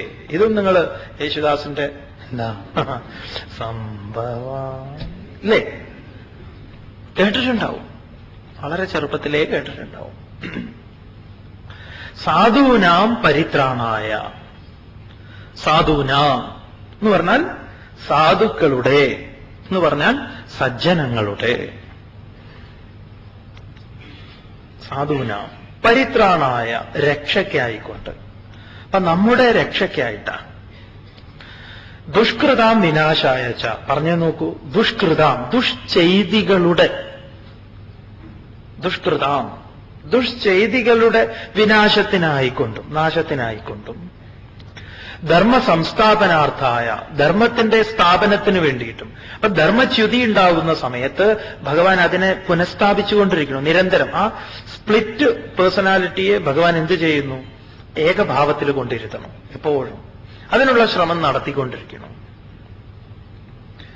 യുഗേ യുഗേ അഹം സംഭവാമി. കാലം തോറും എപ്പോഴും. ചിലപ്പോൾ നമ്മൾ വിചാരിക്കും രക്ഷപ്പെട്ടു എന്ന്, പക്ഷെ രക്ഷപ്പെടില്ല എന്ന് പറയാം. ഓ ഞാനിപ്പോ ഡീസന്റ് ആയിട്ടോ, അതെ ഇനി രക്ഷപ്പെടുന്നാ തോന്നുന്നത്. പെട്ടെന്നായിരിക്കും വീഴുക. അതുകൊണ്ട് വളരെ ശ്രദ്ധ വേണം. ഒരിക്കലും മദ്യം ഒരുപാട് കഴിക്കുന്ന ഒരാൾ തീരുമാനം എടുത്തു, ഇനി ഞാൻ കുടിക്കില്ല, അനങ്ങില്ല. അങ്ങനെ അദ്ദേഹം പതിവായിട്ട് പോകുന്ന ഷാപ്പിന്റെ മുൻപിലൂടെ അങ്ങനെ നടന്നു നോക്കി. ബോർഡ് കണ്ടു, നോക്കി, ഞാൻ കേറില്ല, എനിക്ക് നല്ല കോൺഫിഡൻസ് ഉണ്ട് എന്ന് പറയാം. ഫ്രണ്ട്സിനെയൊക്കെ കണ്ടു. പക്ഷെ ആള് മുന്നോട്ട് തന്നെ നടന്നു. വീണ്ടും മുന്നോട്ട് പോയി. വീണ്ടും ഒരു ഷാപ്പുണ്ട്, അവിടെയും നോക്കി മുൻപോട്ട് പോയി. വളരെ ആത്മവിശ്വാസം വന്നു. 3 ഷാപ്പ് ആള് കടന്നുപോയി. നടന്ന് നീങ്ങി. ഞാൻ ആള് കേമനാണ്, നീ തരക്കേടില്ല, ഏതായാലും ഇതൊന്നും നമുക്ക് ആഘോഷിച്ചളെ, അടിച്ചു പൊളിക്കാം. ഒരു ഷാപ്പിൽ അങ്ങോട്ട് കയറി എന്ന് പറയാം. ഇങ്ങനെയായിരിക്കും നമ്മൾ വിഷയ. ഇതൊന്ന് ആഘോഷിച്ചേ മതിയാവും. നിരന്തരം അങ്ങേറ്റം ശ്രദ്ധ ഈ വിഷയത്തിൽ വേണം. അതുകൊണ്ട് ഭഗവാൻ പറയുന്നു, എപ്പോഴെങ്കിലും ഒരിക്കലല്ല, യുഗേ യുഗേ അഹം സംഭവാമി. ഞാൻ നിരന്തരം സംഭവിച്ചുകൊണ്ടിരിക്കുന്നു. ഇതാണ് നമ്മൾ ആചാര്യസ്വാമികളുടെ ഭാഷ്യമെടുത്ത് ധർമ്മം എന്ന ശബ്ദത്തെ പരിചയപ്പെട്ടത് ഇല്ലേ? ജഗതഃ സ്ഥിതി കാരണം പ്രാണിനാം സാക്ഷാത് അഭ്യുദയ നിശ്രേയസ ഹേതുഹു സ ധർമ്മഃ. എന്താണ് ധർമ്മം? സകലമാന പ്രാണികളുടെയും ഉദ്ധാരണത്തിനായിട്ട് ഏതൊന്നാണോ നിലകൊള്ളുന്നത് അതാണ് ധർമ്മം. സകലമാന പ്രാണികളുടെയും സുരക്ഷ നമ്മുടെ ധർമ്മത്തിലായിരിക്കണം. കാരണം അതിനത് ഒരിക്കലും ഹാനിയാവാറില്ല. നമ്മുടെ ഇടപെടലാണ് പലർക്കും ബുദ്ധിമുട്ടുണ്ടാക്കുന്നത്. അതുകൊണ്ട് യുഗേ യുഗേ അഹം സംഭവാമി. ഇതാണ് ധർമ്മപുത്രർക്ക് ദുര്യോധനാദികൾക്ക് നഷ്ടപ്പെട്ടത്. ജാനാമി ധർമ്മം നചമേ പ്രവൃത്തി, ജാനാമ്യധർമ്മം നചമേ നിവൃത്തി. അഹം ധർമ്മം ജാനാമി, എനിക്ക് ധർമ്മം അറിയാം, പക്ഷേ നചമേ പ്രവൃത്തി, പ്രവർത്തിക്കാൻ പറ്റില്ല. ജാനാമി അധർമ്മം, അധർമ്മം എനിക്കറിയാം, നചമേ നിവൃത്തി, അത് നിവർത്തിക്കാൻ പറ്റില്ല. ഞാനിതാണ്. ധർമ്മപുത്രരോ? ധർമ്മപുത്രർക്ക് ജാനാമി ധർമ്മം, ധർമ്മം അറിയാം, അത് പ്രവർത്തിക്കാനും അറിയാം. അധർമ്മം അറിയാം, നിവർത്തിക്കാൻ അറിയാം. എനിക്കിത് രണ്ടും അറിയാം, പക്ഷേ ഒന്നും പറ്റില്ല. അഹം സംഭവാമി യുഗേ യുഗേ, ഞാൻ സംഭവിച്ചുകൊണ്ടിരിക്കുന്നു നിരന്തരം. എന്തിനായിക്കൊണ്ട്? ഈ ദുഷ്ചെയ്തികൾക്ക് അറുതി വരുത്തുന്നതിനായിക്കൊണ്ട്. ഇനിയാണ് ഭഗവാൻ ഈ രഹസ്യത്തെ പറയുന്നത്. ജന്മ കർമ്മ ച മേ ദിവ്യം ഏവം യോ വേത്തി തത്വതഃ ത്യക്ത്വാ ദേഹം പുനർജന്മ നൈതി മാമേതി സോർജുന. ജന്മ കർമ്മ ച മേ ദിവ്യം ഏവം യോ വേത്തി തത്വതഃ ത്യക്ത്വാ ദേഹം പുനർജന്മ ന ഏതി മാം ഏതി സഹ ഹേ അർജുന. അല്ലയോ അർജുന, മേ ഏവം ദിവ്യം ജന്മ ദിവ്യം കർമ്മ യഹ തത്വതഃ വേത്തി. ഭഗവത്ഗീതയിലെ വളരെ വളരെ പ്രധാനപ്പെട്ട ശ്ലോക. എന്താ പറഞ്ഞിരിക്കുന്നത്? എന്റെ ഏവം ഇപ്രകാരമുള്ള ദിവ്യം ജന്മം. നോക്കൂ, ദിവ്യമാർന്ന ജന്മം പറഞ്ഞിരിക്കുന്നത് നോക്കൂ. ഇതാണ് ഭഗവാന്റെ ദിവ്യമാർന്ന ജന്മം. ഇതൊരു അനുഗ്രഹമാണ് എന്ന് പറയാം. ഇത് എവിടെയാണ് സംഭവിക്കുന്നത്? നമ്മളിൽ തന്നെ. അതുമായി സാമ്യപ്പെടണം. എന്റെ ഈ ദിവ്യമാർന്ന ജന്മത്തെ, എന്റെ ദിവ്യമാർന്ന കർമ്മത്തെ, കർമ്മം ദിവ്യമാകുന്നത് അതുമായി സഹകരിക്കുന്ന സമയത്ത്. ഈ ധർമ്മം പറഞ്ഞല്ലോ നേരത്തെ എങ്ങനെ നഷ്ടപ്പെട്ടു എന്ന്. ഈ കർമ്മം എങ്ങനെയാ ഇത് ദിവ്യമാകുന്നത്? ബോധത്തിൽ നിന്ന് ബുദ്ധിയിലേക്ക്, ബുദ്ധിയിൽ നിന്ന് മനസ്സിലേക്ക്, മനസ്സിൽ നിന്ന് ഇന്ദ്രിയങ്ങളിലേക്ക്. ഒരു കുഴപ്പമില്ലാതെ ഇത് ഒഴുകുന്ന സമയത്ത് അത് ദിവ്യമാണ്. അങ്ങനെ ദിവ്യമാർന്ന കർമ്മങ്ങളൊക്കെ നമ്മൾ എത്ര ചെയ്തിട്ടുണ്ടെങ്കിൽ, എത്രയോ ചെയ്തിട്ടുണ്ട് പലപ്പോഴായിട്ട്. അതിൽ നിന്നൊക്കെ നമുക്ക് ശാന്തി കിട്ടിയിട്ടുമുണ്ട്. നിങ്ങൾ നിസ്സംഗരായി നിസ്വാർത്ഥരായിട്ട് എന്തൊക്കെ സേവനം ചെയ്തിട്ടുണ്ടാവാം. അതിന്റെ ഭാഗമായിട്ടാണല്ലോ ചെറിയ ക്ലാസ്സിലൊക്കെ സ്കൂളിൽ പഠിക്കുമ്പോൾ സേവനവാരം എന്ന് പറഞ്ഞിട്ട്, അല്ലേ? ഇപ്പോഴതുണ്ടോന്നറിയില്ല. പണ്ടൊരാഴ്ച ഉണ്ടായിരുന്നു. അന്നാണ് കുട്ടികളെ സ്കൂളിൽ നിന്ന് KSRTC ബസ് കഴുകാൻ കൊണ്ടുപോവുക. അന്ന് മാത്രമേ അത് കഴുകുള്ളൂ. അതെ. അപ്പൊ നമ്മൾ വിചാരിക്കും ഇതോടുകൂടി ഇത് നന്നായി എന്ന്. പിന്നെ അവരും കാത്തിരിക്കുക അടുത്ത ഗാന്ധി ജയന്തിക്ക് വേണ്ടിയിട്ട്. നിസ്വാർത്ഥമായ സേവനം നമുക്ക് സന്തോഷത്തെ ഉണ്ടാക്കുന്നതാണ്. അപ്പൊ അത് ദിവ്യമായി തീരും. ഇപ്പൊ ജന്മം കർമ്മ, എന്റെ ദിവ്യമായ ജന്മം, ദിവ്യമായ കർമ്മം. യഹ തത്വതഃ വേത്തി, താത്വികമായി അറിയുന്നത്. അപ്പൊ ഭഗവാന്റെ ജന്മത്തെയും ഭഗവാന്റെ കർമ്മത്തെയും താത്വികമായി അറിയണം. കൃഷ്ണൻ എന്ന മഹാനുഭാവൻ ചെയ്ത കർമ്മങ്ങളിലെല്ലാം ലോകത്തിന് സംശയമാണ്. സംശയമേ ഉണ്ടാക്കിയിട്ടുള്ളൂ അദ്ദേഹം. എല്ലാ കർമ്മത്തിലും ചെറിയ കുട്ടിയായിരിക്കുന്ന സമയം മുതൽ, അല്ലേ? കേസ് കോടതിയിൽ ഫയൽ ചെയ്ത് കഴിഞ്ഞാൽ FIR പോലും തയ്യാറാക്കാൻ പറ്റില്ല. അജ്ജാതി കുറ്റങ്ങളാ. ലോകത്തെ ഒരു കോടതി ഇതിനെ സ്വീകരിക്കില്ല. കാരണം അസംഭാവ്യം എന്ന് പറഞ്ഞ് അവരെഴുതി തള്ളും. പല കേസും എഴുതി തള്ളുന്നുണ്ടല്ലോ, അതുപോലെ. എന്താ, ഒരു ചെറിയ കുട്ടിയെ, മുല കുടിക്കുന്ന ഒരു കുട്ടി മുല കുടിച്ച ഒരാളെ കൊന്നു എന്ന് പറഞ്ഞാൽ അത് ലോകത്ത് ഒരിക്കലും ഉണ്ടാവും. ശരിയാക്കി, അല്ലേ? ഇങ്ങനെ കാലിട്ട് കളിക്കുന്ന സമയത്ത് ഒരു രഥം അതിലേ പോയി, ഒരൊറ്റ തട്ടിന് ഷടകാസുരന്റെ കഥ കഴിയും. പിന്നെ മുട്ടിട്ടഴയാൻ തുടങ്ങിയപ്പോഴേക്കും തുടങ്ങി ഓരോരോ പണികൾ. ഇങ്ങനെ എടുത്തു നോക്കിക്കഴിഞ്ഞാൽ കൊല്ലലാണ് പ്രധാന വിനോദം. കൊല്ല ആളുകളെ. നിങ്ങൾ ശരിക്കും മനസ്സിലാക്കേണ്ടതാണ്. സ്വാമി എപ്പോഴൊക്കെയോ പറഞ്ഞിട്ടുണ്ട്, കേട്ടിട്ടുണ്ടാവാം. ശരിക്കൊന്ന് മനസ്സിലാക്കൂ. ഭഗവാൻ ഇവിടെയാണ് പറയുന്നത്, എന്റെ കർമ്മത്തെ താത്വികമായി അറിയണം. ഭഗവാൻ ഒരുപാട് പേരെ കൊല്ലുന്നുണ്ട്. കൊല്ല കുട്ടികൾക്ക്, ചെറുപ്പക്കാർക്ക്, ചെറിയ കുട്ടികൾക്ക് പഠിക്കുന്ന കാലത്ത് തന്നെ തോന്നിയിട്ടുണ്ട്, ഈ കൊല്ലൽ എത്ര നല്ലതല്ലല്ലോ. അത് ഭഗവാനായാലും ആരായാലും. ഇപ്പൊ തെറ്റ് ചെയ്യുന്നവരെ അങ്ങോട്ട് കൊല്ലുക. ഈ അസുരന്മാരെന്ത് ചെയ്തു? എന്നാ അവരാണെങ്കിലും അവരും ഈശ്വരന്റെ മക്കൾ തന്നെയാണ്. അച്ഛനൊന്നാണ്, അമ്മ രണ്ടായിന്നേ ഉള്ളൂ. എല്ലാവരും ഇടയ്ക്ക് പോവാറുണ്ട് ഈശ്വരന്റെ അടുത്ത് പരാതി പറയാൻ. അപ്പൊ രണ്ടുപേരും ഇരിക്കും. പിന്നെ ഇവർക്ക് കുറച്ച് അനുസരണക്കേടുണ്ടെന്നേ ഉള്ളൂ. ഭഗവാൻ കൊല്ലുന്നത് നിങ്ങൾ കേട്ടിരിക്കാം, സുദർശനം എന്ന ചക്രം കൊണ്ടാണ്. സുദർശന ചക്രം കൊണ്ടാണ്. സുദർശനം എന്ന ചക്രം നമ്മൾ കണ്ടിട്ടുള്ളത്, നമുക്ക് ഏറെ പരിചയം ഈ ചക്രം അറക്കമില്ലിലെ ഒരു വാളായിട്ടാണ്. നമ്മൾ കണ്ട ചക്രം അതാണ്. ഈ ചക്രത്തിനെ ശിവകാശിയിൽ ആരോ ശിവകാശിയല്ല, അതിന്റെ പിറകിൽ ആരോ വരച്ച സമയത്ത് അതിന് കൂർത്ത കുറെ പല്ലുകൾ നൽകി. അപ്പൊ ഈ ചക്രം നമുക്ക് പരിചയമുള്ള ഇങ്ങനെയൊരു ചക്രം, ഈ പ്ലൈവുഡും മരവും ഒക്കെ കട്ട് ചെയ്യാൻ ഉപയോഗിക്കുന്നതാണ്. അപ്പൊ ഇതിനെങ്ങനെ ഭഗവാൻ ഇങ്ങോട്ട് കറക്കി വിട്ടു കഴിഞ്ഞാൽ ഓരോരുത്തരുടെ തല അങ്ങോട്ട് പോകും.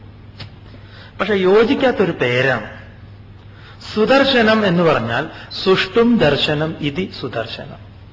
ദർശനം എന്ന് പറഞ്ഞാൽ കാഴ്ചപ്പാട്. കാഴ്ചപ്പാട് എങ്ങനെയുള്ള കാഴ്ചപ്പാട്? ശരിയായ കാഴ്ചപ്പാട്. ഏതൊന്നാണോ കാണേണ്ടത് അത് തന്നെ. ഏതൊന്ന് കണ്ടാൽ ഇനിയൊന്ന് കാണേണ്ടയോ അതിനെയാണ് സുദർശനം എന്ന് പറയാം. അപ്പൊ ഈ ഒരു കാഴ്ചപ്പാട് നൽകിയിട്ടാണ് ഒരുവനെ കൊല്ലുന്നത്, അല്ലേ? അങ്ങനെയാ ഒരാളെ കൊല്ലാൻ വേണ്ടതും ഇത് തന്നെയാണ്. ഒരുവൻ എങ്ങനെയാ അപ്പൊ ദുഷിക്കുന്നത്? ദുഷിക്കുന്നത് അവന്റെ വികലമായ കാഴ്ചപ്പാടുകളെ കൊണ്ട്, ചിന്തകളെ കൊണ്ട്. അപ്പം പലതും അവൻ ശേഖരിച്ചു വെച്ചിട്ടുണ്ട് പ്രകൃതിയിൽ നിന്ന്. തെറ്റായ ധാരണകൾ. ഈ തെറ്റായ ധാരണകൾ ഒരുവന് വന്നു കഴിഞ്ഞാൽ അവൻ അസുരനാവും. അസുരനെയാ ഭഗവാൻ കൊല്ലുന്നത്. ആരാ ഈ അസുരൻ? അസു പ്രാണേഷു ഇന്ദ്രിയേഷു രമന്തേ ഇതി അസുരാഹ. ഇന്ദ്രിയങ്ങളിൽ, ഇന്ദ്രിയ വിഷയങ്ങളിൽ രമിക്കുന്നവൻ എന്ന് പറഞ്ഞാൽ ഇന്ദ്രിയങ്ങളും ഇന്ദ്രിയ വിഷയങ്ങളുമാണ് സത്യം എന്ന് കരുതുന്നവനാരോ അവനാണ് അസുരൻ. ഈ അസുരനെയാണ് ഭഗവാൻ കൊല്ലുന്നത്. എന്നിട്ടോ പാഞ്ചജന്യത്തെക്കുറിച്ച് പറഞ്ഞപ്പോ പറഞ്ഞിട്ടുള്ളതാണ്. എന്നിട്ട് ഭഗവാൻ എന്ത് ചെയ്യുന്നു? പുതിയ ശരീരം കൊടുക്കണം. ഭഗവാൻ കൊടുക്കുന്നതാണ് പുതിയ ശരീരം. എന്നിട്ട് പുതിയ ശരീരം കൊണ്ട് അവര് സ്തുതിക്കും ഭഗവാനെ. എന്നിട്ടാ കടന്നു പോണം. പൂതനയാണ്. പൂതന എന്നുള്ള പേര് തന്നെ പാപമില്ലാത്തവൾ എന്നാണ്. പൂതം പാപം, ഇല്ലാത്തത്. പിന്നെ അവളെ എങ്ങനെയാവും? ശരിക്കും നമ്മളെ സംബന്ധിക്കുന്നതാണത്. നമ്മിൽ പാപമില്ല. അതുകൊണ്ടാണല്ലോ ഭഗവാൻ അനഘ എന്ന് പറഞ്ഞത്. പാപമില്ലാത്തത് കൊണ്ടാണ്. അപ്പൊ സുദർശനം കൊണ്ട് ഒരാളെ കൊല്ലുക എന്ന് പറയുമ്പം അവന് ശരിയായ കാഴ്ചപ്പാടുണ്ടാക്കി കൊടുക്കണം. ശരിയായ കാഴ്ചപ്പാട് വന്നു കഴിഞ്ഞാൽ പഴയ കാഴ്ചപ്പാടിൽ നിന്ന് പുതിയ കാഴ്ചപ്പാട് ഉൾക്കൊണ്ട ആൾക്ക് ഈ ആളെ സ്തുതിക്കാതിരിക്കാൻ പറ്റില്ല. പഴയ ആളുകൾ നിന്ദിച്ചിട്ടുള്ളവരായിരിക്കും ഈ അസുരന്മാരൊക്കെ. ഭഗവാനെ തെറി പറഞ്ഞിട്ടുള്ളവരാ. അവരാണ് ഏറ്റവും, ആരാണോ വിപരീതങ്ങളായിട്ടുള്ള കീർത്തനങ്ങൾ എഴുതിയത് അവർ തന്നെയാണ് വലിയ വലിയ സ്തുതികളും എഴുതിയിട്ടുള്ളത്. അപ്പോ നമ്മുടെ ശരീരത്തിലെ ഏതെങ്കിലും ഒരു അവയവം ദുഷിച്ചു എന്നിരിക്കട്ടെ, ആ അവയവം മാറ്റി നമ്മുടെ ശരീരത്തെ സുഖപ്പെടുത്തുന്ന ഡോക്ടറോട് നമുക്ക് എന്താ തോന്നുക? ബില്ല് കുറച്ച് കൂടിയാലും എന്താ തോന്നുക? അല്ലേ? ഡോക്ടറാണ് എന്നെ രക്ഷിച്ചത് എന്നൊക്കെ പറയുമല്ലോ. ഒരുവന്റെ ശരീരം മൊത്തം ദുഷിച്ചു കഴിഞ്ഞാൽ മൊത്തം മാറ്റുന്ന വലിയ വൈദ്യനാഥനാണ് ഭഗവാൻ. അതിങ്ങനെയാണെന്നാ. അപ്പൊ ഭഗവാന്റെ കൊല്ലല് എന്ന് പറഞ്ഞാൽ ഇതാണ്. താത്വികമായി അറിയണം എന്ന് ഭഗവാൻ പറഞ്ഞു. അതുകൊണ്ടാണ് ഈ കൊല്ലുന്ന സമയത്ത് പുഷ്പവൃഷ്ടിയൊക്കെ നടക്കുന്നത്. കൊല്ലുമ്പോൾ അങ്ങനെ ഉണ്ടാകാറുണ്ടോ സാധാരണ? ഇല്ല. അങ്ങനെ അവനൊരു ദിവ്യമായ ശരീരം പ്രാപിച്ചു എന്ന് പറഞ്ഞാൽ അതിന്റെ താത്പര്യം ഇതാ. അല്ലാതെ കൊല നടന്നു കഴിഞ്ഞാൽ വേറൊരു ശരീരമൊന്നും ഉണ്ടാവില്ല. അവന്റെ കാഴ്ചപ്പാട് പൂർണ്ണമായി മാറി. അങ്ങനെ നോക്കുന്ന സമയത്ത് നമ്മുടെ മഹാപുരുഷന്മാരും മറ്റുള്ളവരൊക്കെ നിരന്തരം കൊലപാതകങ്ങൾ നടത്തിക്കൊണ്ടിരിക്കുന്നവരാണ്. കൃഷ്ണന്റെ കാലത്ത് മാത്രമല്ല, രാമകൃഷ്ണദേവൻ വിവേകാനന്ദ സ്വാമികളെ കൊന്നു എന്ന് വേണമെങ്കിൽ പറയാം. നരേന്ദ്രനെ കൊന്നു, വിവേകാനന്ദൻ ജനിച്ചു. നരേന്ദ്രന്റെ മരണത്തിലാണ് വിവേകാനന്ദൻ ഉണ്ടാകുന്നത്. അത് രാമകൃഷ്ണദേവനാണ് അത് ചെയ്യുന്നത്. ആ ചെയ്ത ആള് ഈ സുദർശനം അയച്ചിട്ട് തന്നെയാണ്. ബാലകൃഷ്ണ മേനോൻ ചിന്മയാനന്ദനാവുമ്പോ ശിവാനന്ദ സ്വാമികൾ ചെയ്തതും ഇത് തന്നെയാണ്. ഇങ്ങനെ ഒരുപാട് പേര് കാഴ്ചപ്പാട്. ഇപ്പൊ ഭഗവത്ഗീത ഏറ്റവും വലിയ കൊലക്കുറ്റത്തിന് കേസെടുക്കണം ഭഗവത്ഗീതയുടെ പേരിൽ. കാരണം ഒരുപാട് പേർക്ക് ശരിയായ ദിശാബോധം നൽകിയിട്ടുള്ളതാണ്. പഴയതിൽ നിന്ന് ആകെ മാറി മറിഞ്ഞ് ഒരു പുതിയ വ്യക്തിയെ രൂപം കൊടുക്കുന്നതിന് ഗീതയ്ക്ക് സാധിച്ചിട്ടുണ്ട്. ഇതാണ് ഭഗവാന്റെ താത്വികമായ കർമ്മങ്ങൾ. എല്ലാ കർമ്മങ്ങളിലും ഇത് കാണാം. എല്ലാം ഭഗവാൻ അതിനെ തത്വവിചാരത്തിലൂടെ വേണം മനസ്സിലാക്കാൻ. അപ്പൊ ഭഗവാന്റെ ജന്മത്തെയും ഭഗവാന്റെ കർമ്മത്തെയും താത്വികമായി അറിയണം. എല്ലാ കർമ്മങ്ങളിലും ഇത് കാണാം. എല്ലാം ഭഗവാൻ അതിനെ തത്വവിചാരത്തിലൂടെ വേണം മനസ്സിലാക്കാൻ. പല കഥകളും ഭാഗവതത്തിൽ സ്വാമി ഒന്ന് രണ്ട് കാര്യങ്ങൾ പറയാം. നിങ്ങൾ അതിൽ പിടിച്ചു വേണം മനസ്സിലാക്കാൻ. കാലയവനൻ മുന്നിലോടുന്നു, ഭഗവാൻ മുൻപിലോടുന്നു, കാലയവനൻ പിറകിൽ, ഇല്ലേ? അങ്ങനെ ഓടി മുചുകുന്ദന്റെ ഗുഹയിൽ കൊണ്ടുപോകണു. അവിടെ കൊണ്ടുപോയി പാവം ഒരു ഉറങ്ങുന്ന ഒരാളുടെ കാല് തട്ടിയപ്പം കാലയവനൻ ഭസ്മായി. അപ്പൊ നമ്മൾ ആലോചിക്കും, ഈ ഭഗവാൻ എന്ന് പറയുന്ന വിദ്വാന് നല്ല കഴിവുള്ള ആളാണല്ലോ, ഇയാൾ എന്തിനാ ഇങ്ങനെ ഓടുന്നത്? വല്ല മെഡലിന് വേണ്ടിയിട്ടാണെങ്കിലും വേണ്ടില്ല. അതുമല്ല, പേടിച്ചോടുകയാണ്. എന്നിട്ടൊരു ഗുഹയ്ക്കകത്തേക്ക് പോവുക. അപ്പൊ നമുക്ക് ഓരോന്ന് പറഞ്ഞു തരാം. ഭഗവാന്റെ കർമ്മങ്ങൾ ഇങ്ങനെയാണ്, താത്വികമായി അറിയണം. കാലയവനൻ എന്ന് പറഞ്ഞാൽ കാലം തന്നെയാണ്. കാലം ഓടുന്നത് ഭഗവാന്റെ പിറകിൽ തന്നെയാണ്. ഭഗവാൻ തന്നെയാണ് മുൻപിൽ. ഈ കാലത്തെ ആർക്കാണോ ഇല്ലായ്മ ചെയ്യേണ്ടത് അവൻ എന്തു വേണം? ഉണരണം. മുചുകുന്ദൻ എന്ന് പറഞ്ഞാൽ കിടന്നുറങ്ങുന്ന ഒരാൾക്ക് ആരാണോ അദ്ദേഹത്തിന്റെ ഉറക്കത്തെ തടസ്സപ്പെടുത്തുന്നത് അവനിങ്ങോട്ട് നോക്കിക്കഴിഞ്ഞാൽ ഭസ്മമാവും എന്നൊക്കെയാ വരം. ഇത് ഭഗവത് സാന്നിധ്യത്തില്, ഭഗവാന്റെ സമീപത്ത് സാന്നിധ്യത്തില് ആരാണോ ഉണരുന്നത്, ഉണർന്നു കഴിഞ്ഞാൽ പിന്നെ കാലമില്ല. കാലമില്ലാതെയാവാൻ എന്തു ചെയ്യണം? ആരാണ് കാലാതീതൻ? കാലാതീതനെ കൂട്ടുപിടിച്ചാലേ കാലത്തെ അതിജീവിക്കാൻ സാധിക്കൂ എന്ന കഥയെ ഭംഗിയായി ഇതാക്കിയിരിക്കുക. ഭാഗവതത്തിലെ കഥകൾ എന്നൊക്കെ പറഞ്ഞാൽ അത് നമ്മുടെ ഈ ആഭരണം വെക്കുന്ന പെട്ടി പോലെയാണ്. ആഭരണപ്പെട്ടി കണ്ടിട്ടില്ലേ? അത് വെറുതെ ഒരു മരപ്പെട്ടിയല്ല, അതിൽ അനേക കൊത്തുപണികളുണ്ട്. വളരെ മനോഹരമാണ് ആ പെട്ടി. ആ പെട്ടിക്കകത്തിരിക്കുന്നതോ അതിലും വില പിടിച്ചതാണ്. അപ്പൊ കഥകൾ വളരെ മനോഹരമായിട്ടാണ്. അതിനകത്തേക്ക് പോകണം. അകത്താണ് കാമ്പിരിക്കുന്നത്. അത് താത്വികമായി അതിനെ അറിയേണ്ടതുണ്ട്. യഹ ആരാണോ തത്വതഃ വേത്തി, താത്വികമായി അറിയുന്നത്. ഇങ്ങനെ ഓരോ കർമ്മങ്ങളും, ഭഗവാന്റെ ലീലകൾ എന്ന് പറയുന്ന ഓരോരോ കർമ്മങ്ങളും അതേറെ കാണിച്ചിട്ടുള്ള ഒരാളാണ് കൃഷ്ണൻ എന്ന് പറയുക. രാമൻ അങ്ങനെ ഇത്ര കൺഫ്യൂഷൻ ഉണ്ടാക്കേണ്ട കർമ്മങ്ങളൊന്നും ചെയ്തിട്ടില്ല. അത് നേരിട്ട് മനസ്സിലാക്കാവുന്നതാണ്. കൃഷ്ണനെ സംബന്ധിക്കുന്ന കാര്യങ്ങൾ അറിയാൻ ഇങ്ങനെ തന്നെ വേണം എന്ന് ഭഗവാൻ തന്നെ പറയും.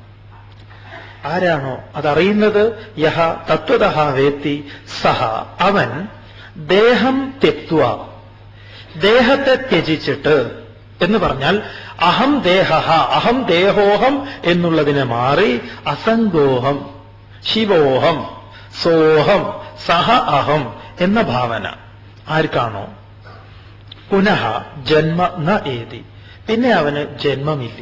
അപ്പൊ ശരീരത്തിനാണ് ജന്മം. ശരീരമാണ് ഞാനെന്ന് വിചാരിക്കുമ്പം എനിക്ക് എന്തുണ്ട്? ജന്മങ്ങളുണ്ട്, എനിക്ക് മൃതിയുണ്ട് എന്ന് പറയാം. ജന്മ ഏതി എന്താവുന്നു? മാം ഏതി, എന്നെ പ്രാപിക്കുന്നു. മനസ്സില്ലാണ്ടായി കഴിഞ്ഞാൽ പിന്നെ ഞാനേ ഉള്ളൂ.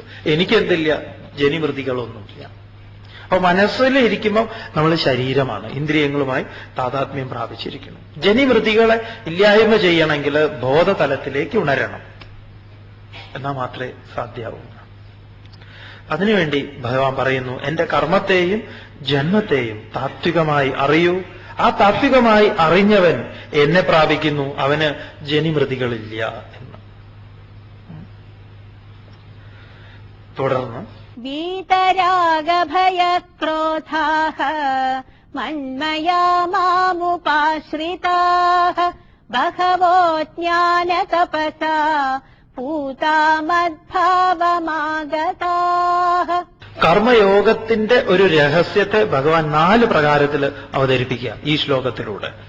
വീതരാഗഭയക്രോധാഃ മന്മയ മാം ഉപാശ്രിതാഃ ബഹവഃ ജ്ഞാനതപസാഃ പൂതാഃ മദ്ഭാവം ആഗതാഃ. നോക്കൂ, പൂത എന്നുള്ള വാക്ക് ഇവിടെ വന്നു കഴിഞ്ഞു.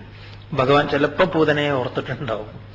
പൂത ന പൂതന എന്നാണ്.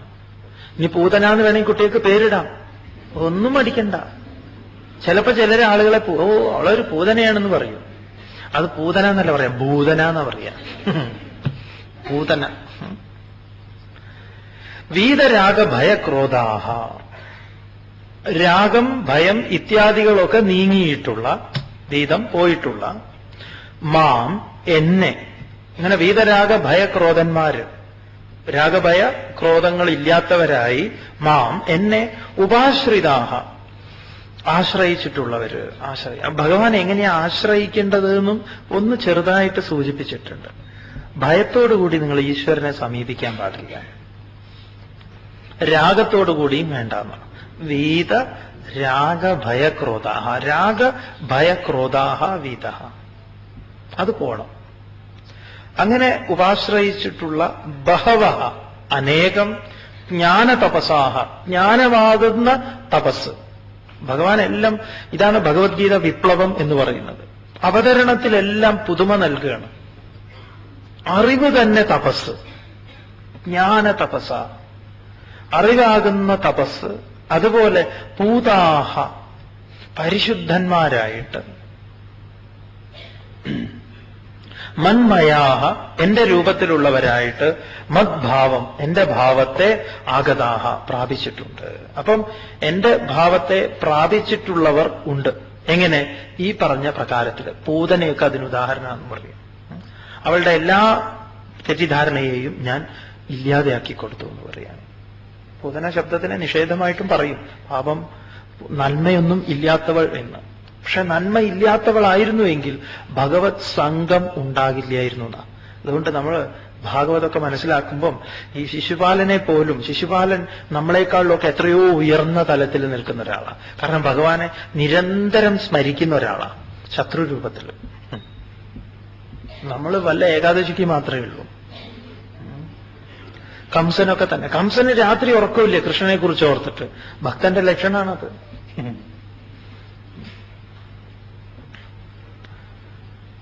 കഹ സഹ കംസൻ, ആരാണവൻ? ശരിക്കും അതൊരു ചോദ്യമാണ്, ആത്മാന്വേഷണത്തിന്റെ ലക്ഷണമാണ് കംസൻ എന്ന് പറയുമ്പോൾ. കഹ സഹ, ആരാണവൻ? ആരാണ്? ഏതാണ്? എന്താണ്? ഭജഗോവിന്ദത്തിൽ ആചാര്യൻ നിർദ്ദേശിക്കുന്നത് തന്നെ അങ്ങനെയാണല്ലോ.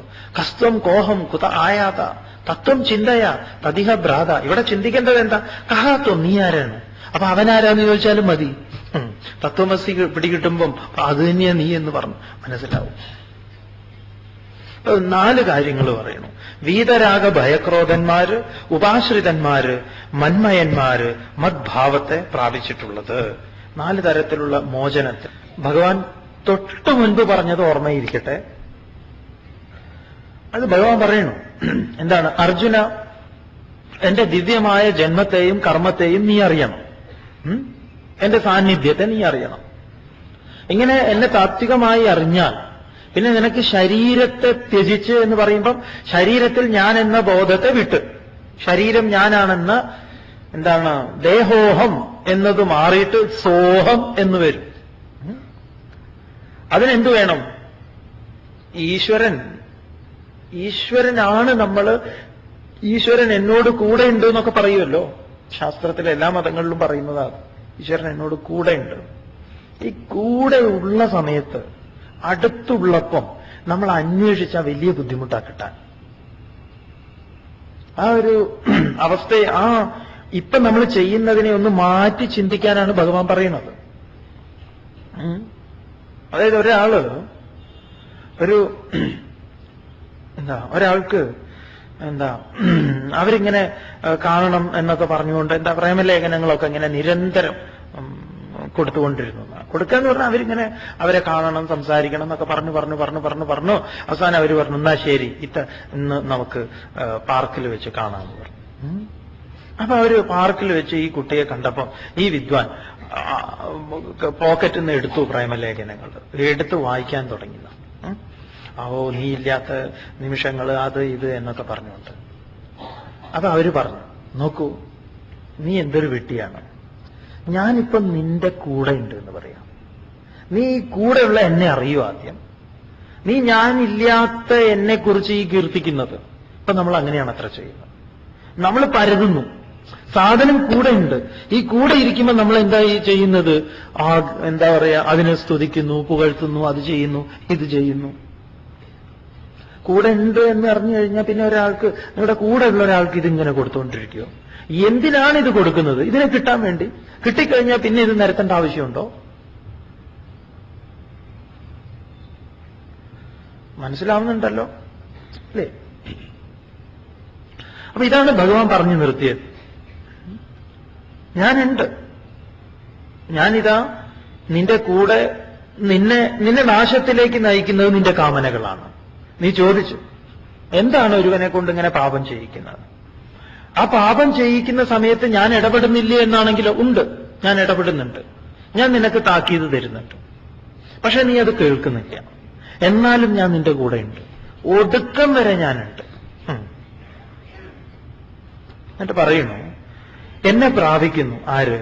വീതരാഗ ഭയക്രോധാഹ മന്മയ മാം ഉപാശ്രിതാഹ ബഹവഃ ജ്ഞാനതപസാഹ പൂതാഹ മദ്ഭാവം ആഗതാഹ. ചതുർവിധ മോക്ഷമാണിത്. 4 പ്രകാരത്തിലുള്ള മോക്ഷത്തെ ഭഗവാൻ ഇവിടെ പറയുന്നു. മോക്ഷം എന്ന് പറഞ്ഞാൽ സ്വാതന്ത്ര്യം. ഒന്നെന്താണ്? ഇതാ വീതരാഗ ഭയക്രോധന്മാർ.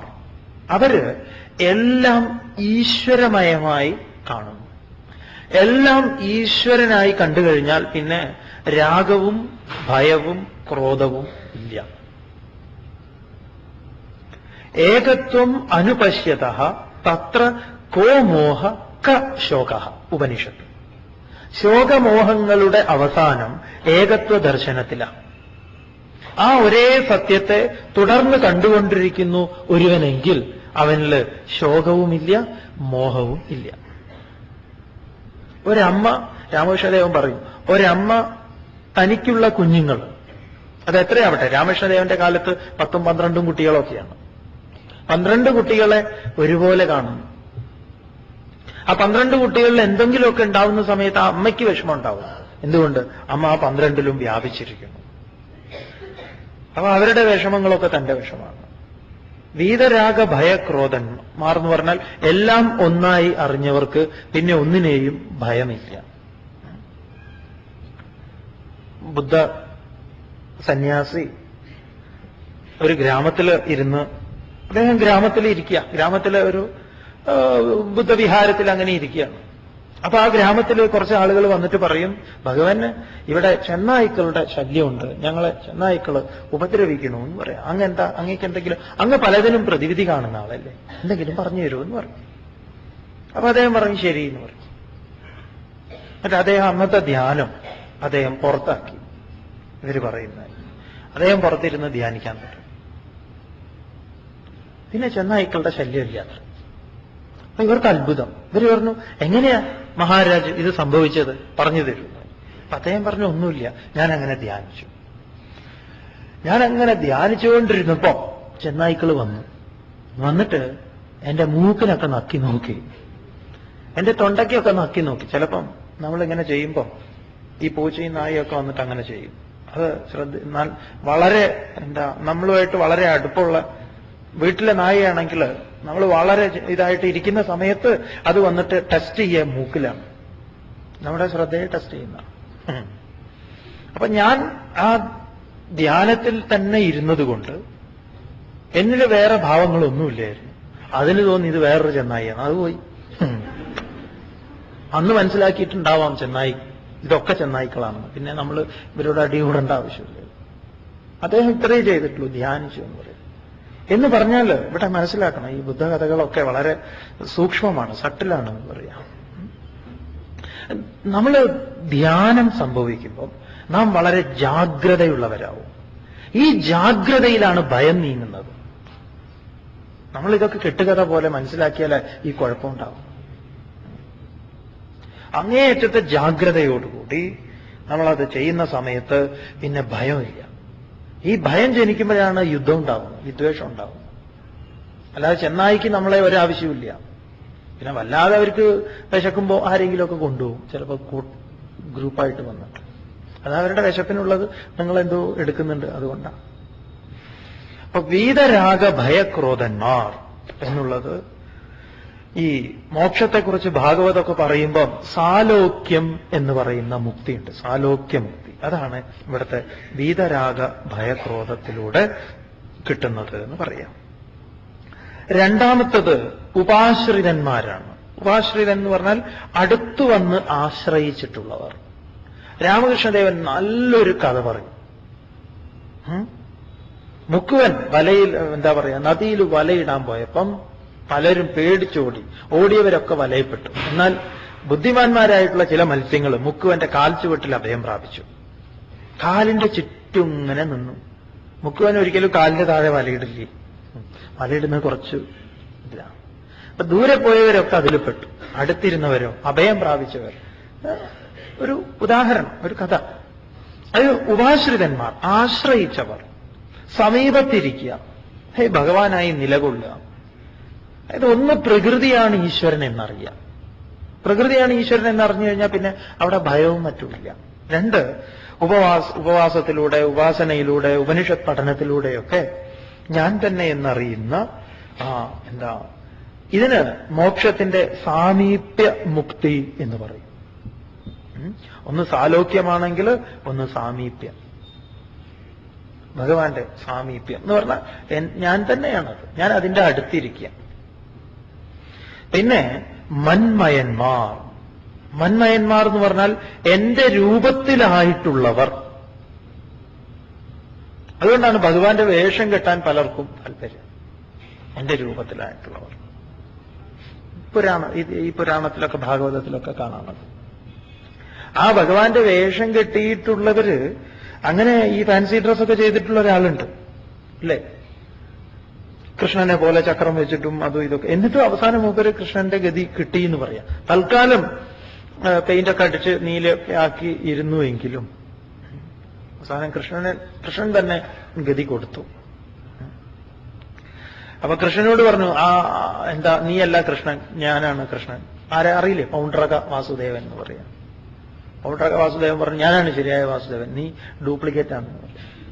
അപ്പൊ ഭഗവാൻ പറഞ്ഞു, ശരി, എന്നാ ഒരു കാര്യം ചെയ്യൂ, എന്റെ കയ്യിൽ ഇതാ ആയുധങ്ങളൊക്കെ ഉണ്ട്, ഇതാ എടുത്തോളാൻ പറഞ്ഞു, ഇതാ പിടിച്ചോളാൻ പറഞ്ഞു സുദർശനം. പൗണ്ഡ്രകൻ അതോടുകൂടി കഴിഞ്ഞു എന്ന് പറഞ്ഞു. അങ്ങനെ പൗണ്ഡ്രകൻ പിന്നെ ഭഗവാനെ സ്തുതിക്കുക. അതൊക്കെ ഇന്നലെ പറഞ്ഞിട്ടുള്ള അതിന്റെ താത്പര്യങ്ങളൊക്കെ. അങ്ങനെ മന്മയന്മാർ, തന്റെ തന്നെ രൂപത്തിലായിട്ടുള്ളവർ. ഇതിലേതെങ്കിലുമൊക്കെ സംഭവിക്കാം. അതിന് സാരൂപ്യം എന്ന് പറയും. മുക്തിയുടെ മൂന്നാമത്തെ ഭാവം, മൂന്നാമത്തെ തലം സാരൂപ്യം.